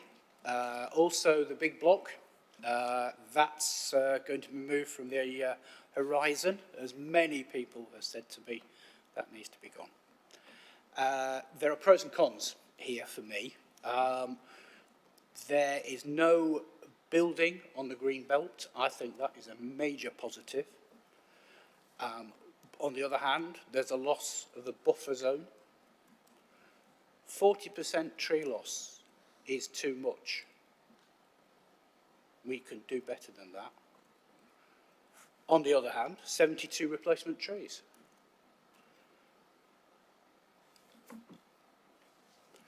It will add to the... Sorry, I thought you'd finished then. No, sorry. I'm just pausing. Much reduced height in the buildings, that's all good. It will add to the tilted balance in the city. I will, on reflection, be voting for this application. Thank you. Mick, you're next. Thank you very much, Chair. I'm going back to the beginning of where we started this. I understand that the lack of a local plan means that the inclusion of affordable housing cannot be enforced. I understand that. But when somebody puts in writing that it would make the scheme unviable, I'd like to see some facts and figures. No disrespect meant to anybody, but I want proof. Because the fact that it doesn't include affordable housing will automatically exclude a significant number of people in this city from actually benefiting from that scheme. So in future, I know it might not be possible, but if somebody makes a statement like that, I'd like some proof.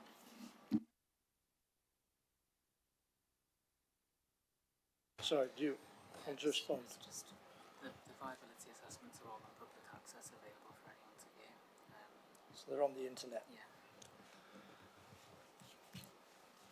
And they are actually on public view on the internet so that you can actually see the workings for it. Well, you're excused because you're new to the committee, Mick.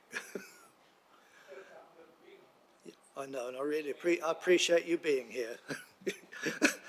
We've all been on that steep learning curve, I'm afraid. So I'll go to Maroof next, and I've seen Cliffe's and Richard's hands go up. Yeah, so. Thank you, Chair. I, and I'm sure many here today, have considered the application carefully. The representations received from the good residents of Fulwood and far beyond, and obviously the detailed officer assessment. Whilst I recognise that there are genuine concerns regarding the scale of this development, its impact on the landscape, the loss of trees, the increase in traffic, and the removal of the character of the area, I am persuaded by the officer's conclusion that the amended scheme represents a significant improvement over what the original proposals were, and that the remaining impacts can actually be appropriately managed through the extensive conditions that have been attached to the recommendation, all of the extensive conditions. The application would bring about a substantial benefit through the delivery of new housing on a previously developed site at a time when we in Sheffield cannot demonstrate a 5-year housing land supply. It would also secure the restoration and long-term future of the beautiful Fulwood House, which is recognised as a non-designated heritage asset of local significance, especially to the good people of Fulwood. Now, although my concerns remain regarding ecology and tree loss, it seems the applicant has demonstrated some common sense, and the scheme, it seems, has been revised to retain a far greater number of protected trees than originally proposed, including replacement planting, biodiversity enhancements, habitat management measures, and a requirement to deliver biodiversity net gain. And many in Sheffield will be very happy because there is no building on the greenbelt. On design grounds, the talented officers have demonstrated how the scheme has evolved following extensive negotiation with the applicant, with reductions in height and massing, improved landscaping, greater respect for the site's topography, and a more sensitive relationship with neighbouring heritage assets and the surrounding landscape. Ultimately, though, planning decisions require us on the committee to balance benefits against harms. Having reviewed the evidence before us, I am satisfied, given the officer's answers to my questions and to other questions today, that the remaining harms do not significantly and demonstrably outweigh the public benefits of the proposal. And therefore, I support the officer recommendation to grant planning permission subject to all of the conditions outlined. Thank you, Chair. Thank you, Maroof. Cliffe. Thank you, Chair. Yeah, this site has been an ongoing sore for some time. It's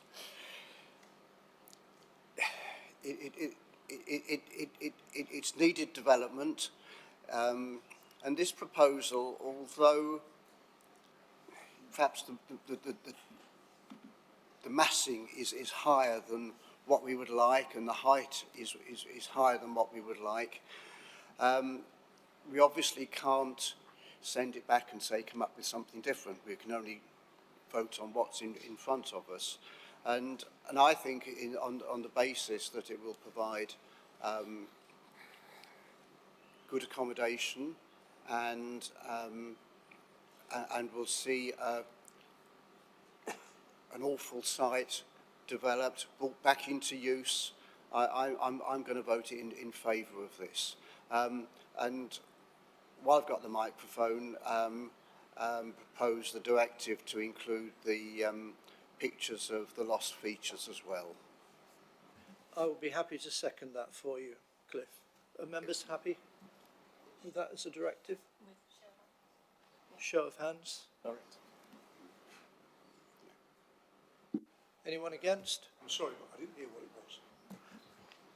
was. It's Cliff's proposal that he made earlier, that photographs from an earlier time about the old house, given that a lot of the, you probably heard earlier that a lot of the internal structure and the cornicing and coving and all the beautiful stuff inside has been lost, sadly, because of the fires. But so if we can have some photographic evidence of that in the building, that might get round your public art criticism.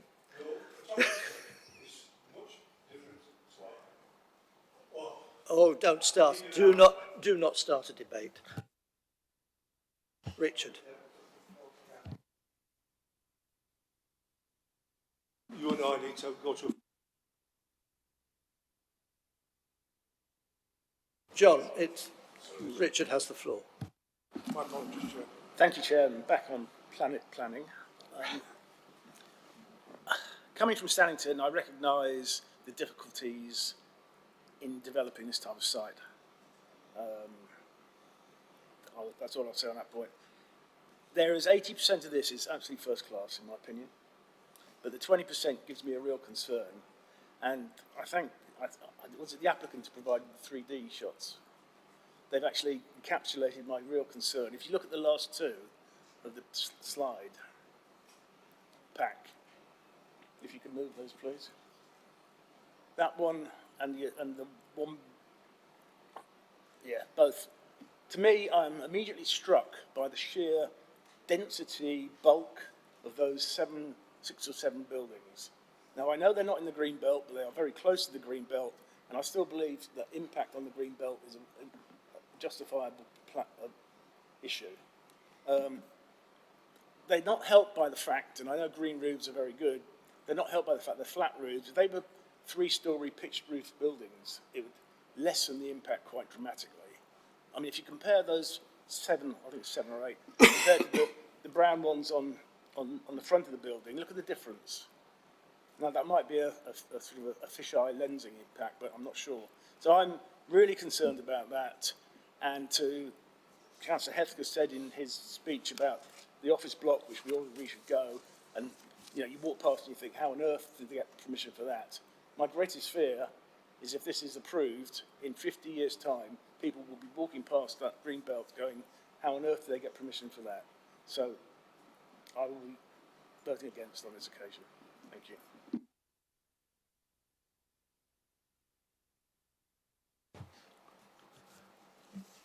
Thank you, Richard. I was going to say I was largely in agreement with you, John, but we do have to respect members' right to scrutinise, and there is a difference between negativity and scrutiny. And what you were calling negativity was members asking genuine questions. Admittedly, a few of them were actually already in the report if the report had been read more thoroughly. I won't call anyone out on that, but it is fair for members to be able to probe a little more deeper into some of the assertions in a report. But I do agree that in removing what's basically become sadly an eyesore site and a place where who'd have thought you'd get the kind of people that would want to go and vandalise properties up that end of the city, where we all know that there's other parts of the city that are more prone to that kind of activity. I think the collaborative work between the applicant and the officers has been tremendous, and it's taken a lot of time. There has also been some hold-ups at departmental level that were flagged up in the report that were outside both the applicants and the officers' control. Otherwise, I think we might have been able to bring this to committee sooner. But an awful lot of work has gone into this, and so I will be voting in favour of this application. Tom, have you got your hand up? Sorry, I would have said. Off you go. On one of John's points, so I'm going to be in a weird situation of a Green councillor and a Reform councillor agreeing, which is that the sooner that building goes, the better. It is an eyesore for the entire valley. I have misgivings about this, as a lot of councillors do. I do think there are ways it could have been improved, but clearly the perfect cannot be allowed to be the enemy of the good. So on balance, despite my misgivings and with the conditions, I will be voting in favour. Thank you. I'm going to put it to a vote. Sorry, Case, you want? Okay. So while it's welcoming that a brown site is being developed, without, and this is in my opinion, affordable housing options available, the development risks continuing the trend of buyers from outside of Sheffield coming in and purchasing properties that local residents can't afford. And this, in my opinion, will fail to meet true local housing needs.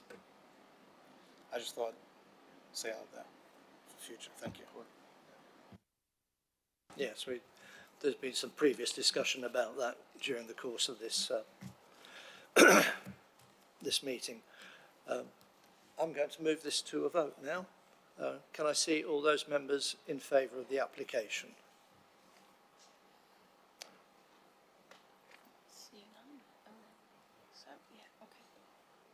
Okay. Can I see all those against?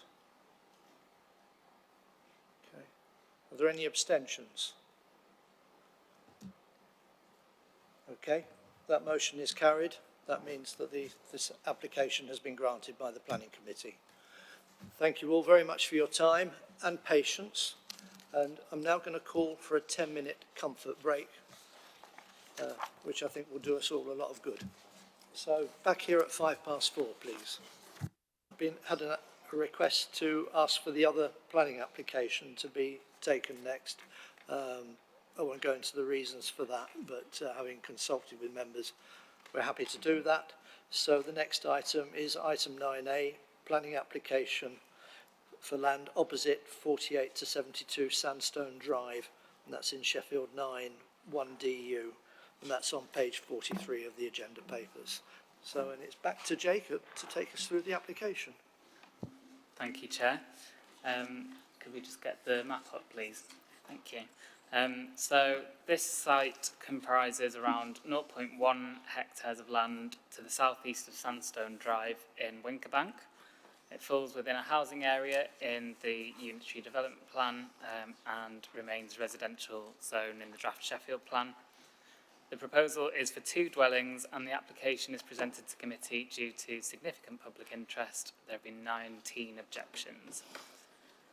Can we get the aerial image, please? Thank you. The land slopes steeply downwards towards the southeast and it borders the Winkerbank Hill local wildlife site, within which is a reservoir owned by Sheffield Forge Masters.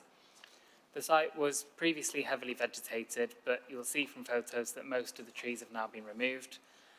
It should be noted that while we have received enforcement complaints about the clearance of trees, the site itself is not within the local wildlife site, and in any case, the local wildlife site designation is not a statutory designation, and the trees aren't TPO'd. So the vegetation clearance doesn't actually constitute a planning breach in itself. The surrounding area is dominated by 2-storey semi-detached houses, as you can see on the image, and I'll go through some site photos. So this is looking west along Sandstone Drive, walking up to the application site. You can see the houses on the north side to the right. This is looking towards the reservoir and the application site. I believe it's number 27 is the neighbouring property that you can see there. And that's just another view of the application site with the reservoir in the background, and obviously you can see the views of the Don Valley in the background. And then looking back towards the neighbouring dwellings. This is a close-up view of the application site, which has been cleared, and you can see the remaining trees that are still on there. And then this is looking towards the east. You can see the steep slope of the site. And it's positioned further west along the road, looking towards the west. And looking back towards the site and the remaining trees there. And looking east along the road. And then this photo is taken from within the local wildlife site next to the reservoir, looking up at Sandstone Drive and the application site. And again, that just gives you a good impression of how steep that existing slope is. So this is the site plan. The application is for 2 detached dormer bungalows facing onto Sandstone Drive. The development would take place on the part of the site to the northeast of the turning head, with the remainder of the site being replanted. Next slide, please, which is just a zoomed-in version. So the dwellings would each have 2 parking spaces and a garden space to the side, with dedicated bin and bike stores. The gardens would be set behind brick walls with a soft landscaping strip in front to soften the appearance from the street scene. And then to the rear of the dwellings would be a gabion retaining wall, leaving a planted wildlife buffer zone of 5 metres in depth adjacent to the local wildlife site. Sorry, can we just go back briefly? There are just a few coloured dots on that plan which you might struggle to see at that scale, but they represent proposed habitat boxes and hedgehog gaps to deliver ecological enhancements, and then the green dots are electric vehicle charge points. Next, please. These are the floor plans, so each of the buildings would be identical. They would have 3 bedrooms and the internal floor areas would exceed the nationally described space standards. Next, please. And these are the elevations for the houses. So they'd be dormer bungalows with a front-facing gable and a flat-roofed dormer window to the rear. The facing materials would be predominantly brickwork with coursed stone to the front gables, grey roof tiles and grey cladding to the box dormer, and further details of all the materials would be secured through condition. Next slide, please. And here are some section drawings which show the relationship to the existing houses on the opposite side of Sandstone Drive. So the new houses would sit at a lower level and they'd be of a lower height. And you can see how the land would be raised, particularly on that bottom section there, raised to create level gardens and parking areas with the retaining wall and wildlife buffer zone to the rear. These street scenes show, so the top one is what the front of the development would look like when viewed from Sandstone Drive, and then the bottom one is an elevation showing the back of the houses with the biodiversity zone below. Despite the elevated position of the site, there would be only limited views of the rear, just due to the intervening trees and vegetation further down the hill. So in terms of land use, the proposal is acceptable in principle. As I said, it's within a housing area in the UDP and a residential zone in the draft plan.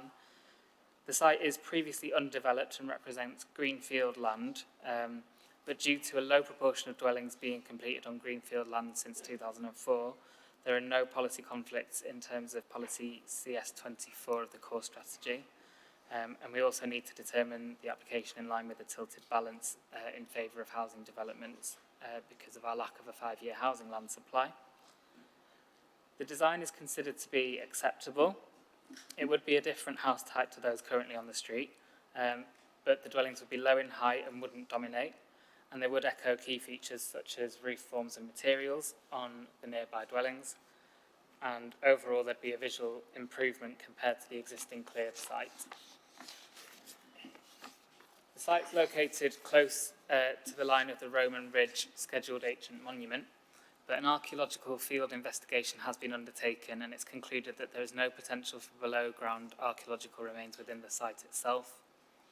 In terms of residential amenity, the dwellings would be of a high standard, they'd meet internal space standards and they'd provide sufficient garden space. There wouldn't be harmful impacts on neighbouring residents due to a lack of neighbours to the rear and the low height of the dwellings at the front, sitting lower than the neighbours on the opposite side of the street. The proposal would provide sufficient parking for cars and bikes, and details of management measures for vehicles involved in the construction process can be secured through condition, and that's considered to be reasonable because of the amount of fill required to raise the land to create those level gardens. The site is in flood zone 1. It's at low risk of flooding, and drainage details can be secured through condition to ensure that surface water runoff is controlled and doesn't increase flood risk elsewhere. In terms of ecology, it is regrettable that the site was preemptively cleared, but ecology colleagues are satisfied that proposed biodiversity buffer zone would prevent any further damage to the local wildlife site. Only 3 of the existing trees would remain following the development, 2 hawthorn trees and 1 ash. But extensive replacement tree planting would be provided within the buffer zone and to the side of the dwellings, and there would be planting strips in front of the dwellings as well. So that would return some green character to the site to soften the impact of the new built form. All of the trees have been assessed as being category C, so are not particularly high value. The site does need to deliver 10% biodiversity net gain in line with the statutory condition, so that's a legal requirement, unlike for the Fullwood application. And this is measured against the pre-clearance baseline of the site, so a substantial net gain would need to be secured. Despite the landscaping proposals, the development would still lead to an on-site net loss of 62.3% compared to the former condition of the site, which means that 1.9 units would need to be secured off-site on a registered game site to meet the required 10%, and that would be legally secured through the statutory condition. Conditions can also secure appropriate tree protection for the retained trees, as well as ecological site management measures during the construction period to ensure there be no harm to protected species. So overall, subject to conditions and with regard to the tilted balance, is considered that the proposal is acceptable and it's recommended for approval. Thank you, Jacob. Do members have any questions on this? John. Quick question. I assume it's the same owners of the site who sought an earlier application that was dismissed at appeal. Is that correct? That's right, yes, although the owner of the site isn't a material consideration, but that is actually correct. In my experience of applicants going back many years, they're either of the appealing sort or they're not. This is a comment, Chair, my apologies. We keep to questions, please. Can we keep to questions, please? Yeah, Mark. How close to the water of the reservoirs do the gardens go? And is there going to be sufficient barriers to stop kids who are playing in the gardens falling in the water? And is there any more increase? How does this reservoir drain? I can't see any outflow river. Mark, it's not part of the application. No, I'm Reservoir. talking about safety of children playing in the gardens. If there's no drainage from this, it could be liable to flooding. And if they're very close to the water, this is what I'm getting at, safety.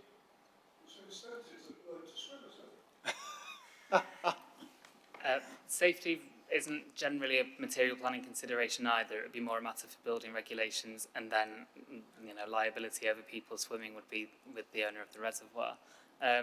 There would be, can we go on the site plan please, a few slides back? It might not be that helpful at this scale, to be honest, but there would be, there's a 5 metre zone between the houses and gardens and the rear boundary of the site, and you can see the reservoir is almost immediately adjacent to that boundary, which is where there's an existing palisade fence.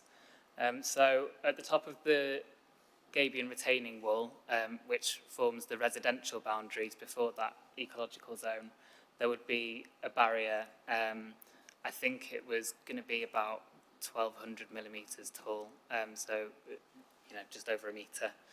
So that would, I presume, be building regulations compliant. That would prevent people falling over into the reservoir and would delineate the boundary. There's also a proposed fence.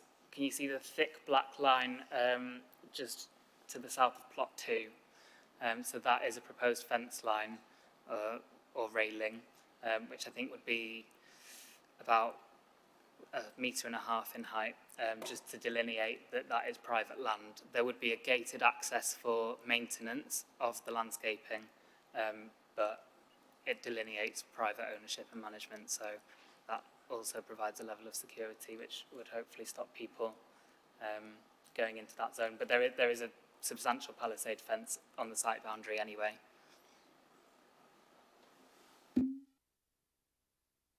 Maruf, just one question you'll be glad to know. The report repeatedly acknowledges significant ecological harm through the loss of trees and habitat. And I believe, I'm happy to be quoted wrong here, but Sheffield and Rotherham Wildlife Trust continues to object. Given that the principal benefit is only 2 dwellings, are you able to explain in detail why there's a conclusion that those benefits outweigh the ecological harm, and why a refusal would not be justified, please? It is just 2 dwellings, but they're afforded significant weight through the tilted balance in favour of housing proposals. The site has now been cleared.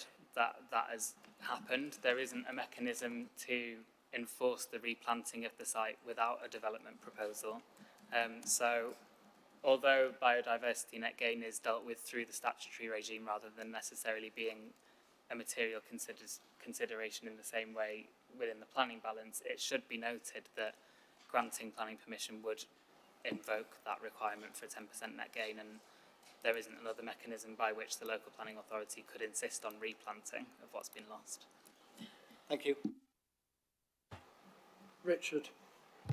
Thank you, Chair. Just looking at the site plan, if I'm reading it correctly, in the back or the side gardens of the 2 plots, you've got a wall, and then immediately between the wall and the road, there's going to be some vegetation.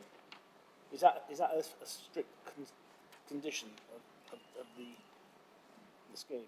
Yeah, there'd be a condition for landscaping details, and obviously there'd be a condition requiring the development to be carried out in accordance with the approved plans, which shows that planting strip. And in terms of maintaining that going forward, I mean, how does that work? Because the resident could just say, just let them die, and then you've lost them. there's a condition requiring a habitat management and monitoring plan, which would secure the biodiversity net gains over a period of 30 years. So that would be mainly focused to the 5 metre zone at the rear. So in terms of the biodiversity net gain statutory condition, that would need to be discharged along with the habitat monitoring plan condition at a later stage. We would need to look as part of that discharge at whether the planting strips to the front of the dwellings are within residential curtilage or not. If they are within residential curtilage, they will be afforded a lesser score in terms of their biodiversity value, because it's, you know, accepted that they will be managed by homeowners rather than by whatever management company may be created for the buffer zone. But if they're excluded from residential boundaries, then they would form part of what's covered under the management and monitoring plan. Just for clarification, if I may, Chair. So, what you just said, if they're part of the residents' curtilage, then it's up to the residents to technically maintain it, but there's virtually no way you can make them do that. Whereas if they're part of the biodiversity net gain strip, then there is a mechanism to ensure that that is maintained properly. Yeah, I would have to check. So the condition, the statutory condition, would secure the final details of that. We did receive a draft habitat management and monitoring plan, or actually a final one, which I think it's a compliance condition to be carried out in accordance with. I would need to actually have a look at that and see how those strips have been classified, whether they're residential garden or another form of habitat. I can open my laptop and do that if you require me to. Either way, I don't think it necessarily makes a difference to policy compliance. Thank you. Brian. Thank you, Chair. Don't move it over. Thank you, Chair. I'm not 100% sure about what's happening at the back of the site beyond the wall in terms of the plot there.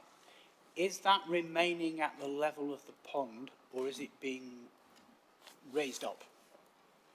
And in which case the wall will be much taller if it's at the level of the pond. So if you could clarify that, I've got a couple more questions as well. Could we go on the section drawings, please, which are a few slides away? Okay, it's a little bit small, but essentially the land would be raised where it's within residential curtilage. You'd then have the retaining wall, and then you'd have sloping land where the ecological buffer zone is. Okay, right, thank you. And at the front of the building, the plans show no pavement. Is there a pavement? There's no existing pavement. There is a line missing from that drawing, but can you see towards the kind of bottom left-hand corner, there is a faint sort of grey line. I believe the intention is to provide a pavement following that line, and that is shown on one of the other drawings. So yeah, there would be a pavement. Is it also part of the text as well? So it's okay showing it on a design, but is it actually written in to the application or to the conditions that there will be a pavement? I don't believe it is, but it is certainly shown on one of the drawings. Yeah, if we go back to the previous slide before that, I think it might be shown. Yeah. Right, got you. Okay. Yes, I've not seen that particular one when we went round the site. Okay, so I think I'm convinced there's going to be a pavement. Good, because there wasn't on the other drawing. Okay, thank you. And thirdly, it's following on from what my... Can you speak into the... Right, sorry, I've got the papers here and the thing over there. Yeah, apologies. Yes, so following on from my colleague Maruf over here, in terms of the council ecology team, but also Sheffield and Rotherham Wildlife Trust have pointed out that a 15-metre buffer zone is their preferred solution, their recommended solution, in fact, more than preferred. So are they maintaining that, that stance that they want to have a 15-metre buffer zone. Is that their position? That is the position of the Wildlife Trust, yes. A 15-metre buffer zone would clearly sterilise the plot and render any development impossible. A 15-metre buffer zone is guidance for particular types of habitat, protected habitat, such as priority woodland. Our ecologist's advice is that that type of habitat is not present here, so you don't need a 15-metre buffer. The 5-metre buffer means that you can provide the development, reintroduce some planting, and improve the kind of context of the local wildlife site, keep domestic activity away from it to a sufficient degree, bearing in mind the nature of the habitats on that site, which mostly are now cleared anyway.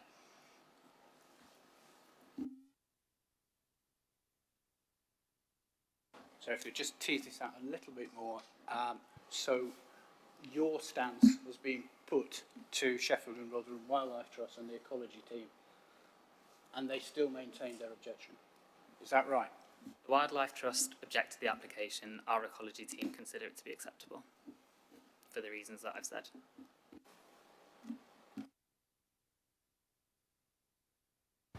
I'd like to ask one question, and that relates to a tree that we were looking at yesterday on the site visits. I do recommend for members, if you possibly can get to site visits, they are very helpful, that there was a tree in the grounds of where the house at plot 2 is. It had about, I think it was it was a mature tree with 4 quite strong boughs going more or less vertically upwards, and then there's one coming out at an angle almost 90 degrees. Were you able to find out whether that tree is being protected or not? Yeah, you're exactly right, Chair. That is one of the trees that needs to be removed. So the one that is protected is further down the slope.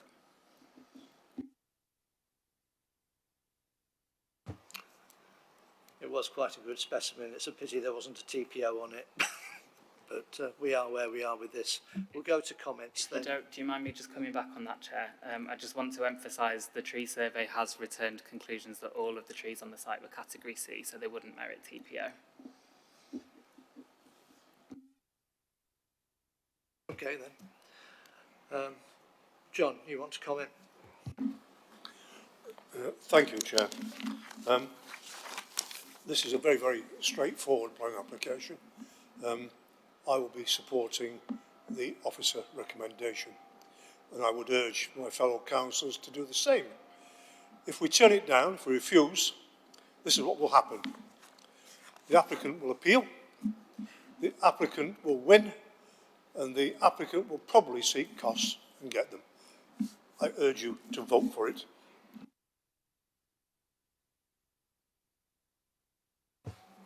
Thank you, John. Richard. Thank you, Chair. Could you give me the lottery numbers for tonight, please, John? You seem to know what's going to happen in the future. When I first looked at this, I was quite concerned about that old-fashioned phrase street scene, because the buildings with their side gardens are completely different. But having seen the plans in more detail, and that's why I was so keen to find out about the greenery on the side, I actually think, in my own personal opinion, it actually is better than what is there now. It's quite an extraordinary application, and if they're happy that they can build these things and get them safely, then good luck to them. But I will, on balance, be supporting this particular application.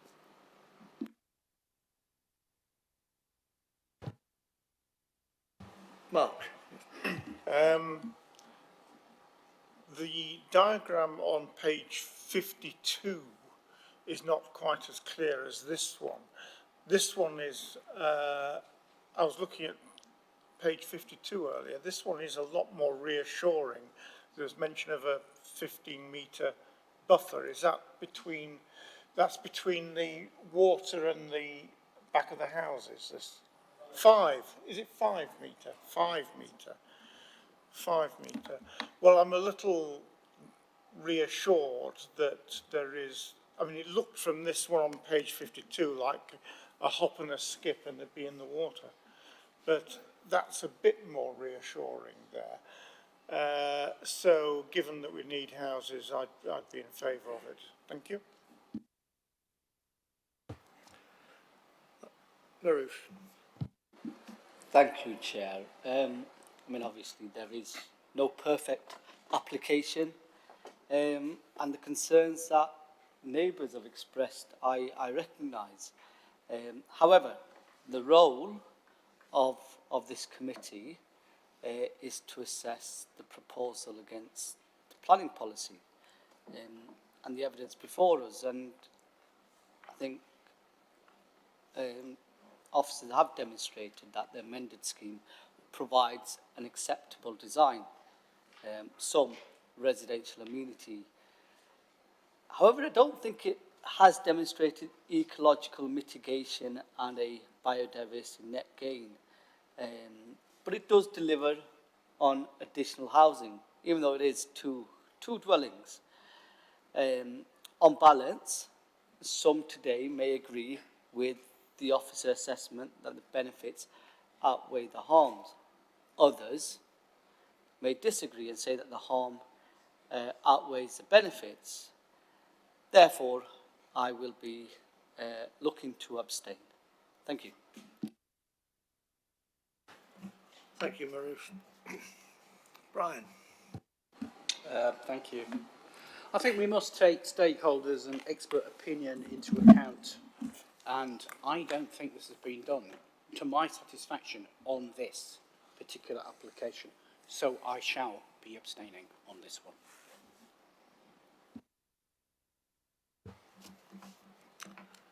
Thank you, Brian. I will be supporting the officer recommendation. I'm very pleased that the applicants have been able to work with the officers to reach a scheme that is acceptable.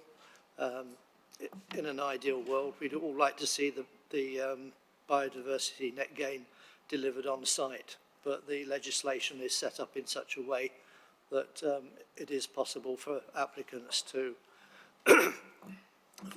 find other places to make that net gain possible, where it is simply not practical to do it on existing ground. Yes, it is a shame that the site was cleared beforehand. It's also sad to see the site becoming something of an eyesore now, with quite a lot of litter on the site. Those of us who were there yesterday to see the site for ourselves were rather saddened by that. But this is the scheme we have before us. We live in a city that's built on hills. Quite a lot of homes are already built on steep locations, and I don't see why this is out of the ordinary in that regard. But I think the scheme that's come to us today, although it's different from the homes along most of Sandstone Road, they are acceptable and actually quite imaginative. So I will be supporting the officer recommendation. Okay, I think we can move to a vote now. Can I see those members in favour of the recommendation?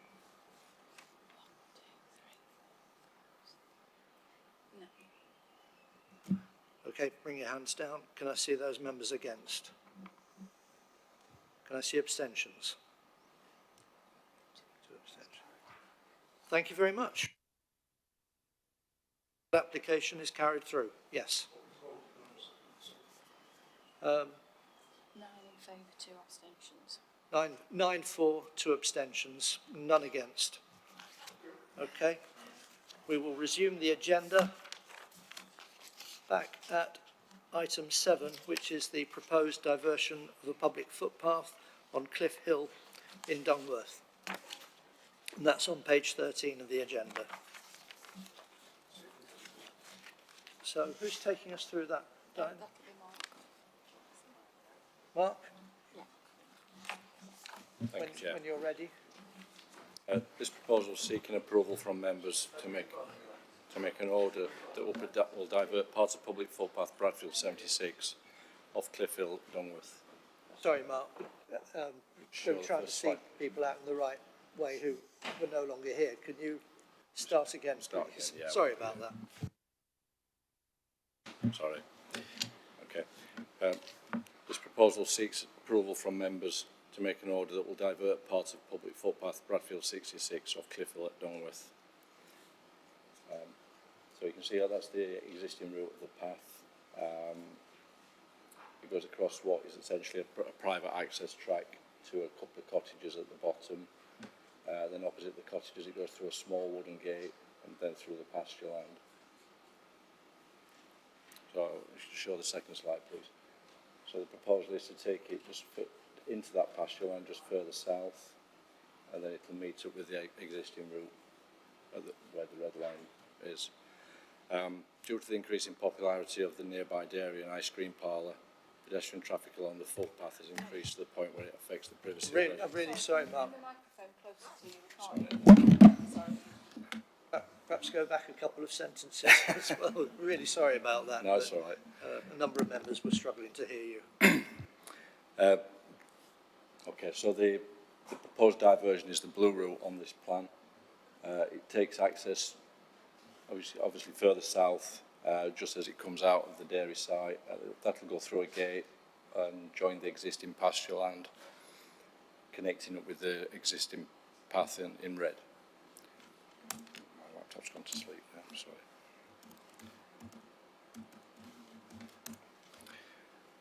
So, due to the increasing popularity of the nearby dairy and ice cream parlour, pedestrian traffic along the footpath has increased to the point where it affects the privacy of the residents of the two cottages. To improve the privacy of the residents, the dairy owner has at their own cost made an application to divert the footpath. Officers are satisfied that this proposal meets the test under section 119 of the Highways Act 1980, which is considered expedient in the interests of the owner, lessee or occupier of land crossed by the footpath, therefore improving the privacy and reducing disturbance to the occupiers of the cottages adjacent to the existing footpath.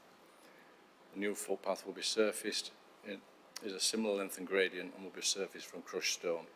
In common with the current path, access to the pasture field will be through a gate. However, unlike the current gate, the new gate will be provided to the appropriate British standard. The Highway Authority considers that the proposed diversion is no less convenient to the public than the current path and supports this proposal.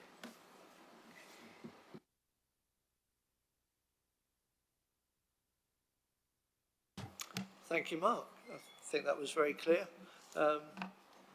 Sorry, John, do you have a question? It's a request. Could you put the microphone on, please? It's a request.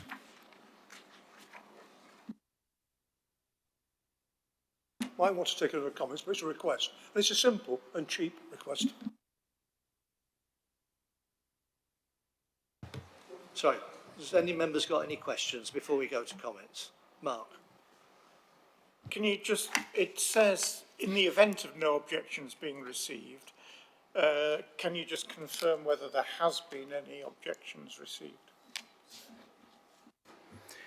No, at this stage we've only done an initial consultation with the the statutory footpath groups and ward councillors. The public consultation period will start when the order is made.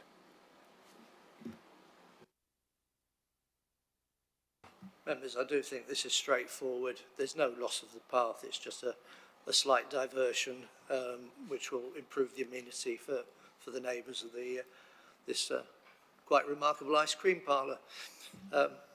Can I see all those in favour of the recommendation? You want to? This is not Desert Island Discs. You can call it a comment if you want, Chair. This is a straightforward application. It's no real loss, as you say. It's a sensible compromise that doesn't mean any loss. The request, and I'm going to call it a comment if you're going to insist, is, and it's an aesthetic one, an artistic one, and you'll recall my interest in the arts.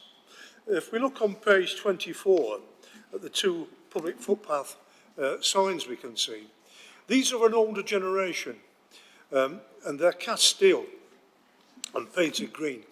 And these are much more attractive to the eye than the modern public footpath signs.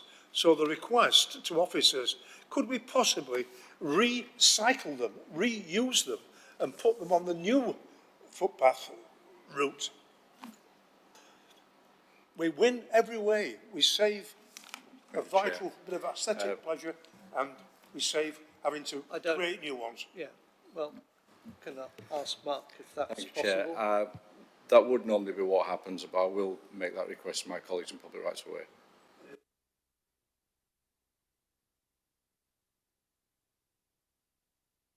I'd like to know where all the ones that on the footpath on Southey Hill go.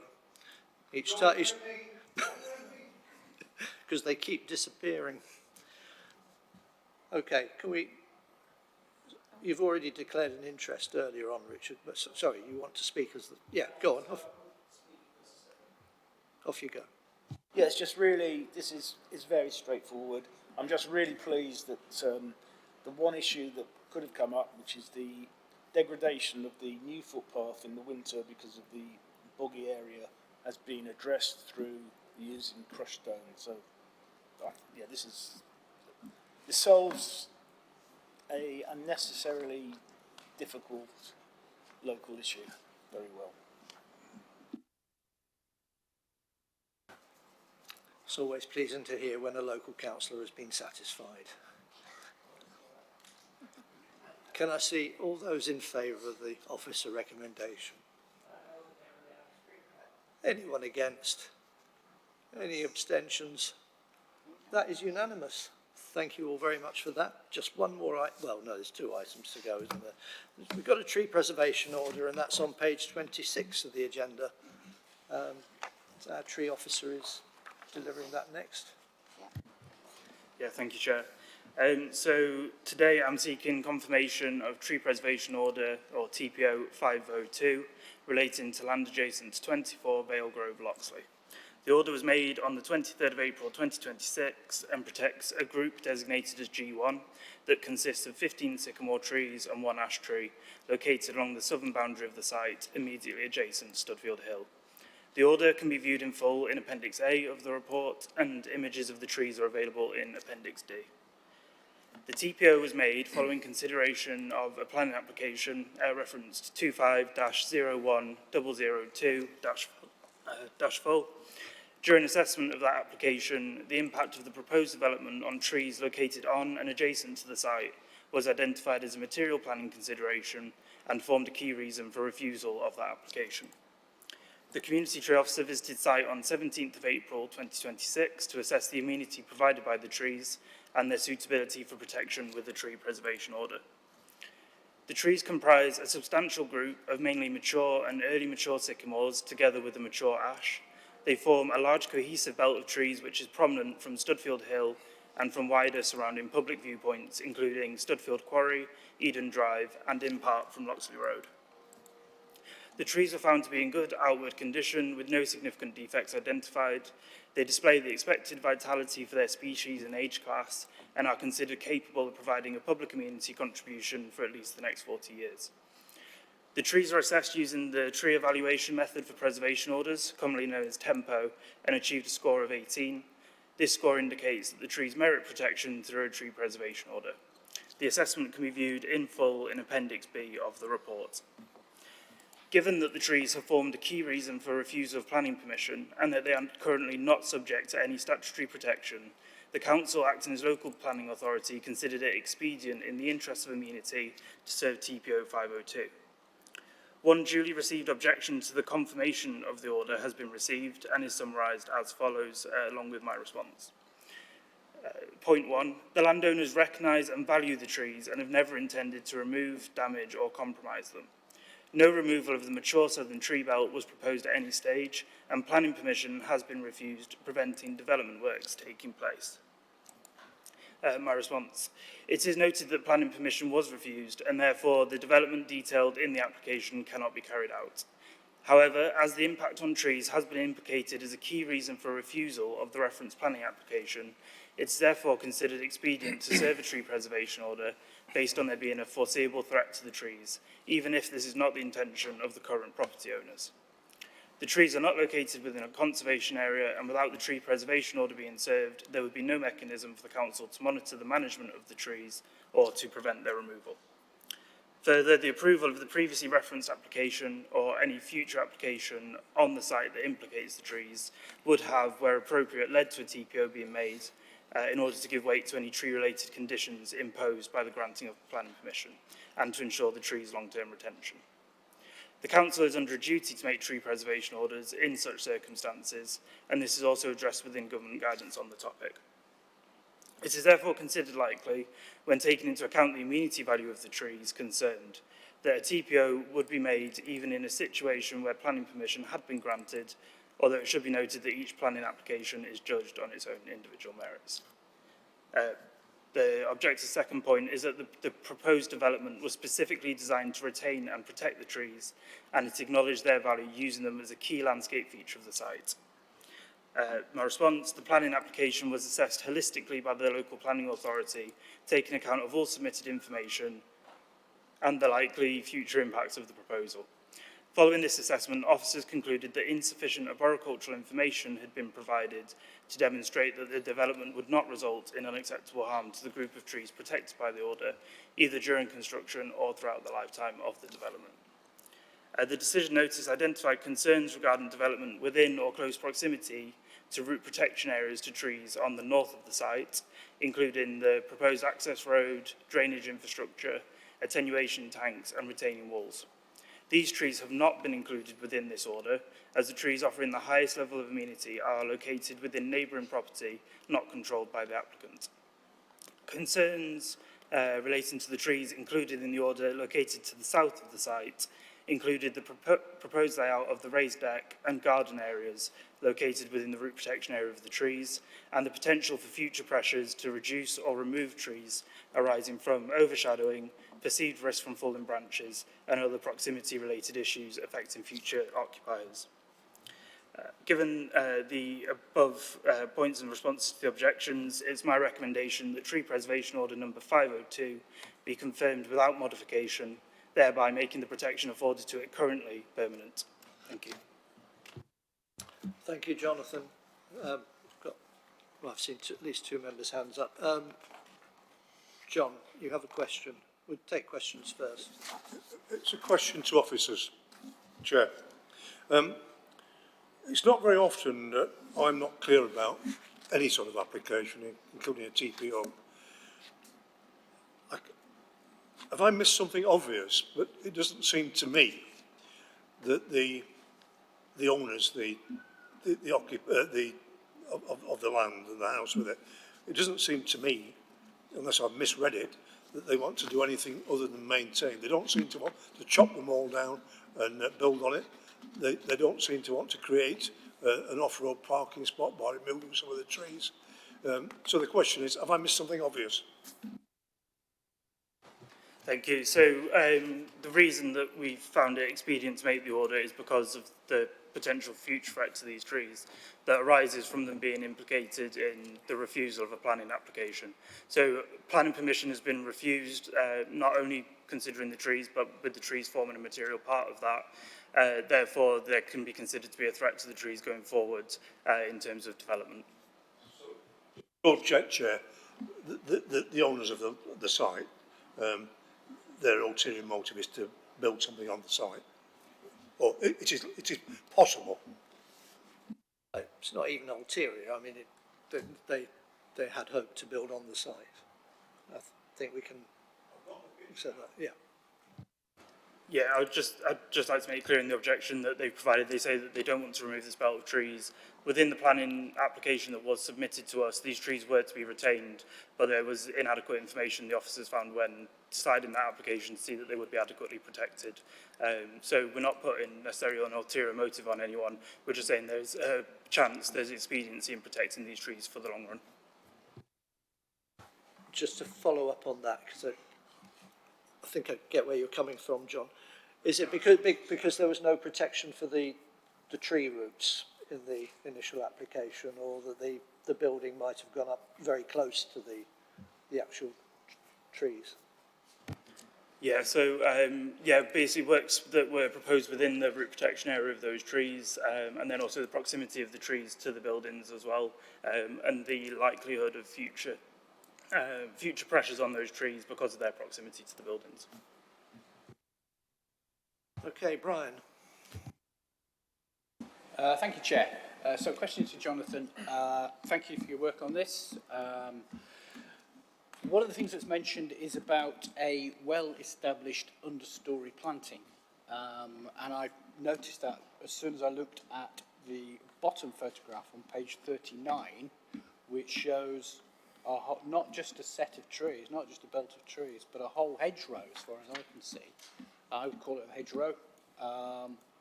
So what I'm pointing out is this is a whole ecosystem that's developed along that road. It looks extremely attractive. And in the colour photographs, it looks even finer. So my question is along the lines of, do we have such a thing as a hedgerow preservation order? And should we be having something like that? Something that, you know, respects the hedgerow as a source of food and cover for wildlife and other biodiversity.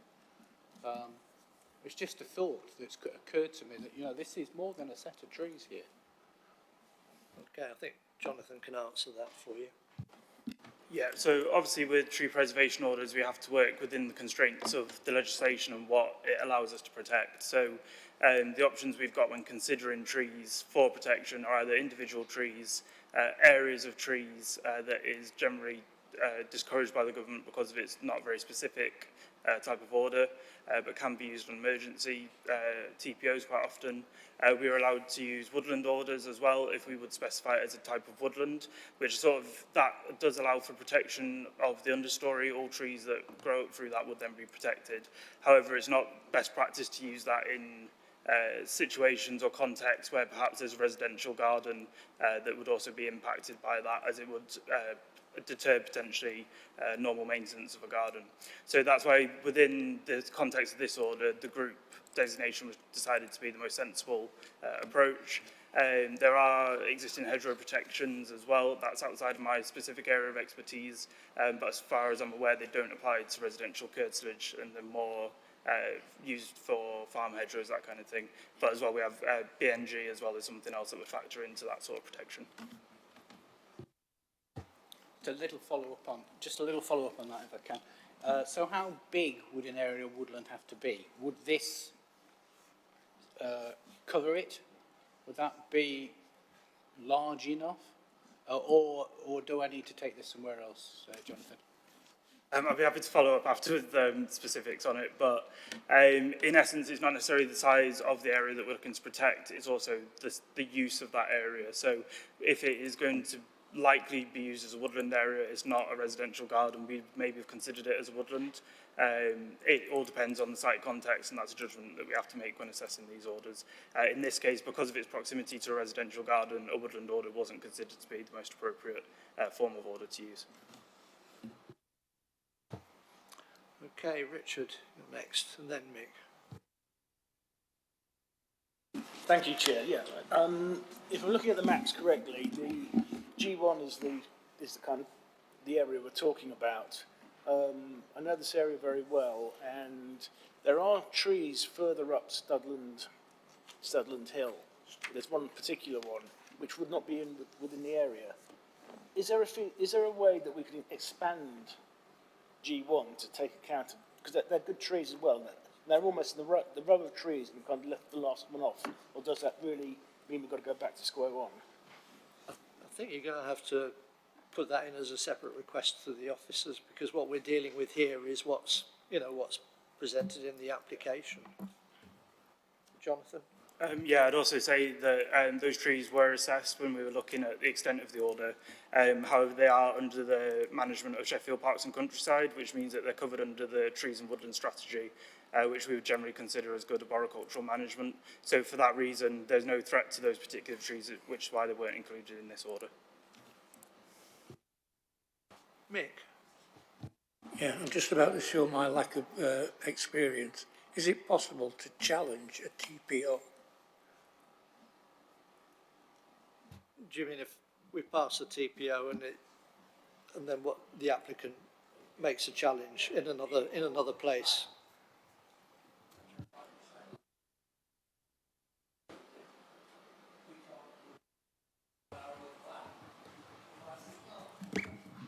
Well, I think that's one of the reasons there's a £20,000 fine for taking unilateral action. I'm just asking Yeah. if it can be challenged, not suggesting somebody goes and gets an axe and chops them all down. Jonathan Can will it be explain. challenged? Yeah, so if the order is confirmed, then the process would be that if anyone wanted to work on these trees, they would submit an application to the council.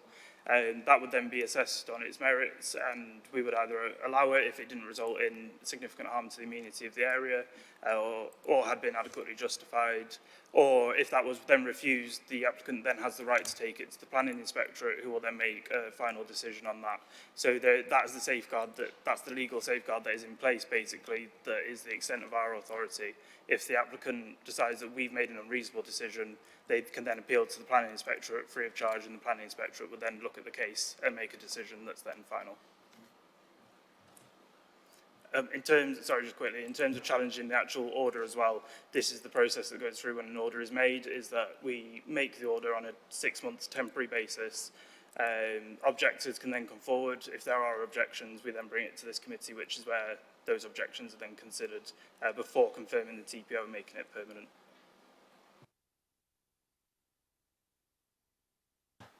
And the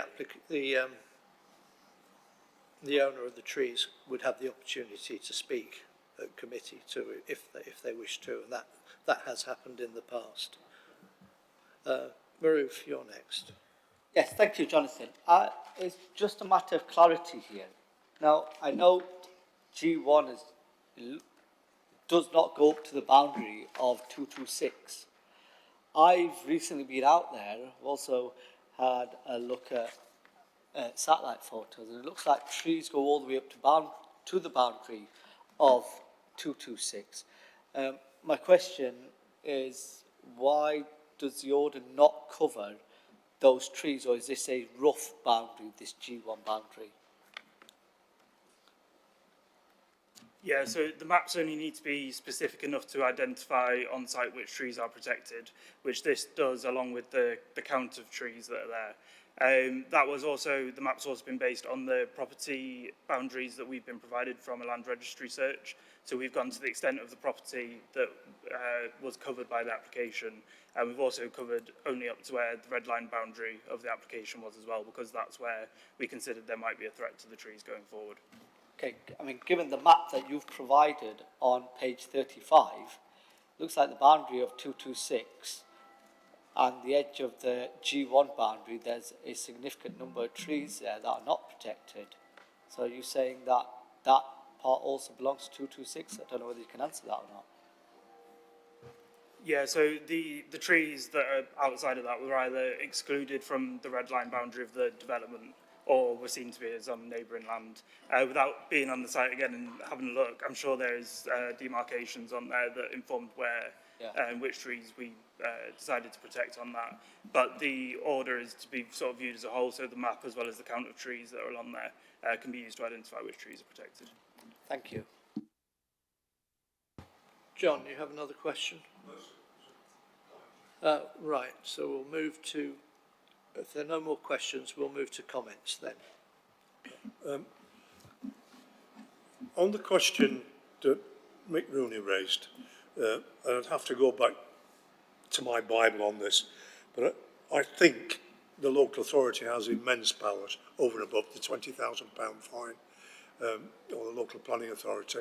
I'm a bit rusty about this because it's some years since I looked into it, but I vaguely remember that the local planning authority, us, has the power to reinstate, but I don't want to go into too much detail of that now, other than to say it would be extremely difficult for these people who own this house to chop these trees down, on the back of that, get planning consent for a building. That's the first thing. I think we should just pass it and get on. The second thing is, at the end of Studfield Hill, when it runs into Loxley Road, there's a particularly fine pub that brews its own beer. And it's been open 5 hours. And if we get done in the next quarter of an hour, I could probably get in there by about 6 o'clock and drink some cooling pints of lager. They brew their own beer in the brewery, in the old stables. Yeah, well, good to know where you'll be at 6 o'clock. Maroof, you have a comment? Thank you, Chair. The people of Sheffield love trees. I'm sure many in this room also love trees as well. And I think we should have more TPOs in our beautiful city, across all parts of the city, deprived as well as wealthy. And category A trees, such as these, are of very high quality. And it is good to see that they have significant remaining life expectancy as identified in the report. Therefore, I welcome this tree preservation order on this group of very beautiful trees. Thank you. Okay, if there are no more comments, can I move this to a vote? Can I see all those in favour of the TPO? Okay, put your hands down. Is there anyone against? Any abstentions? That was carried unanimously. Thank you all very much for that. We're into the final lap. We may get there for 6 o'clock. Item 10.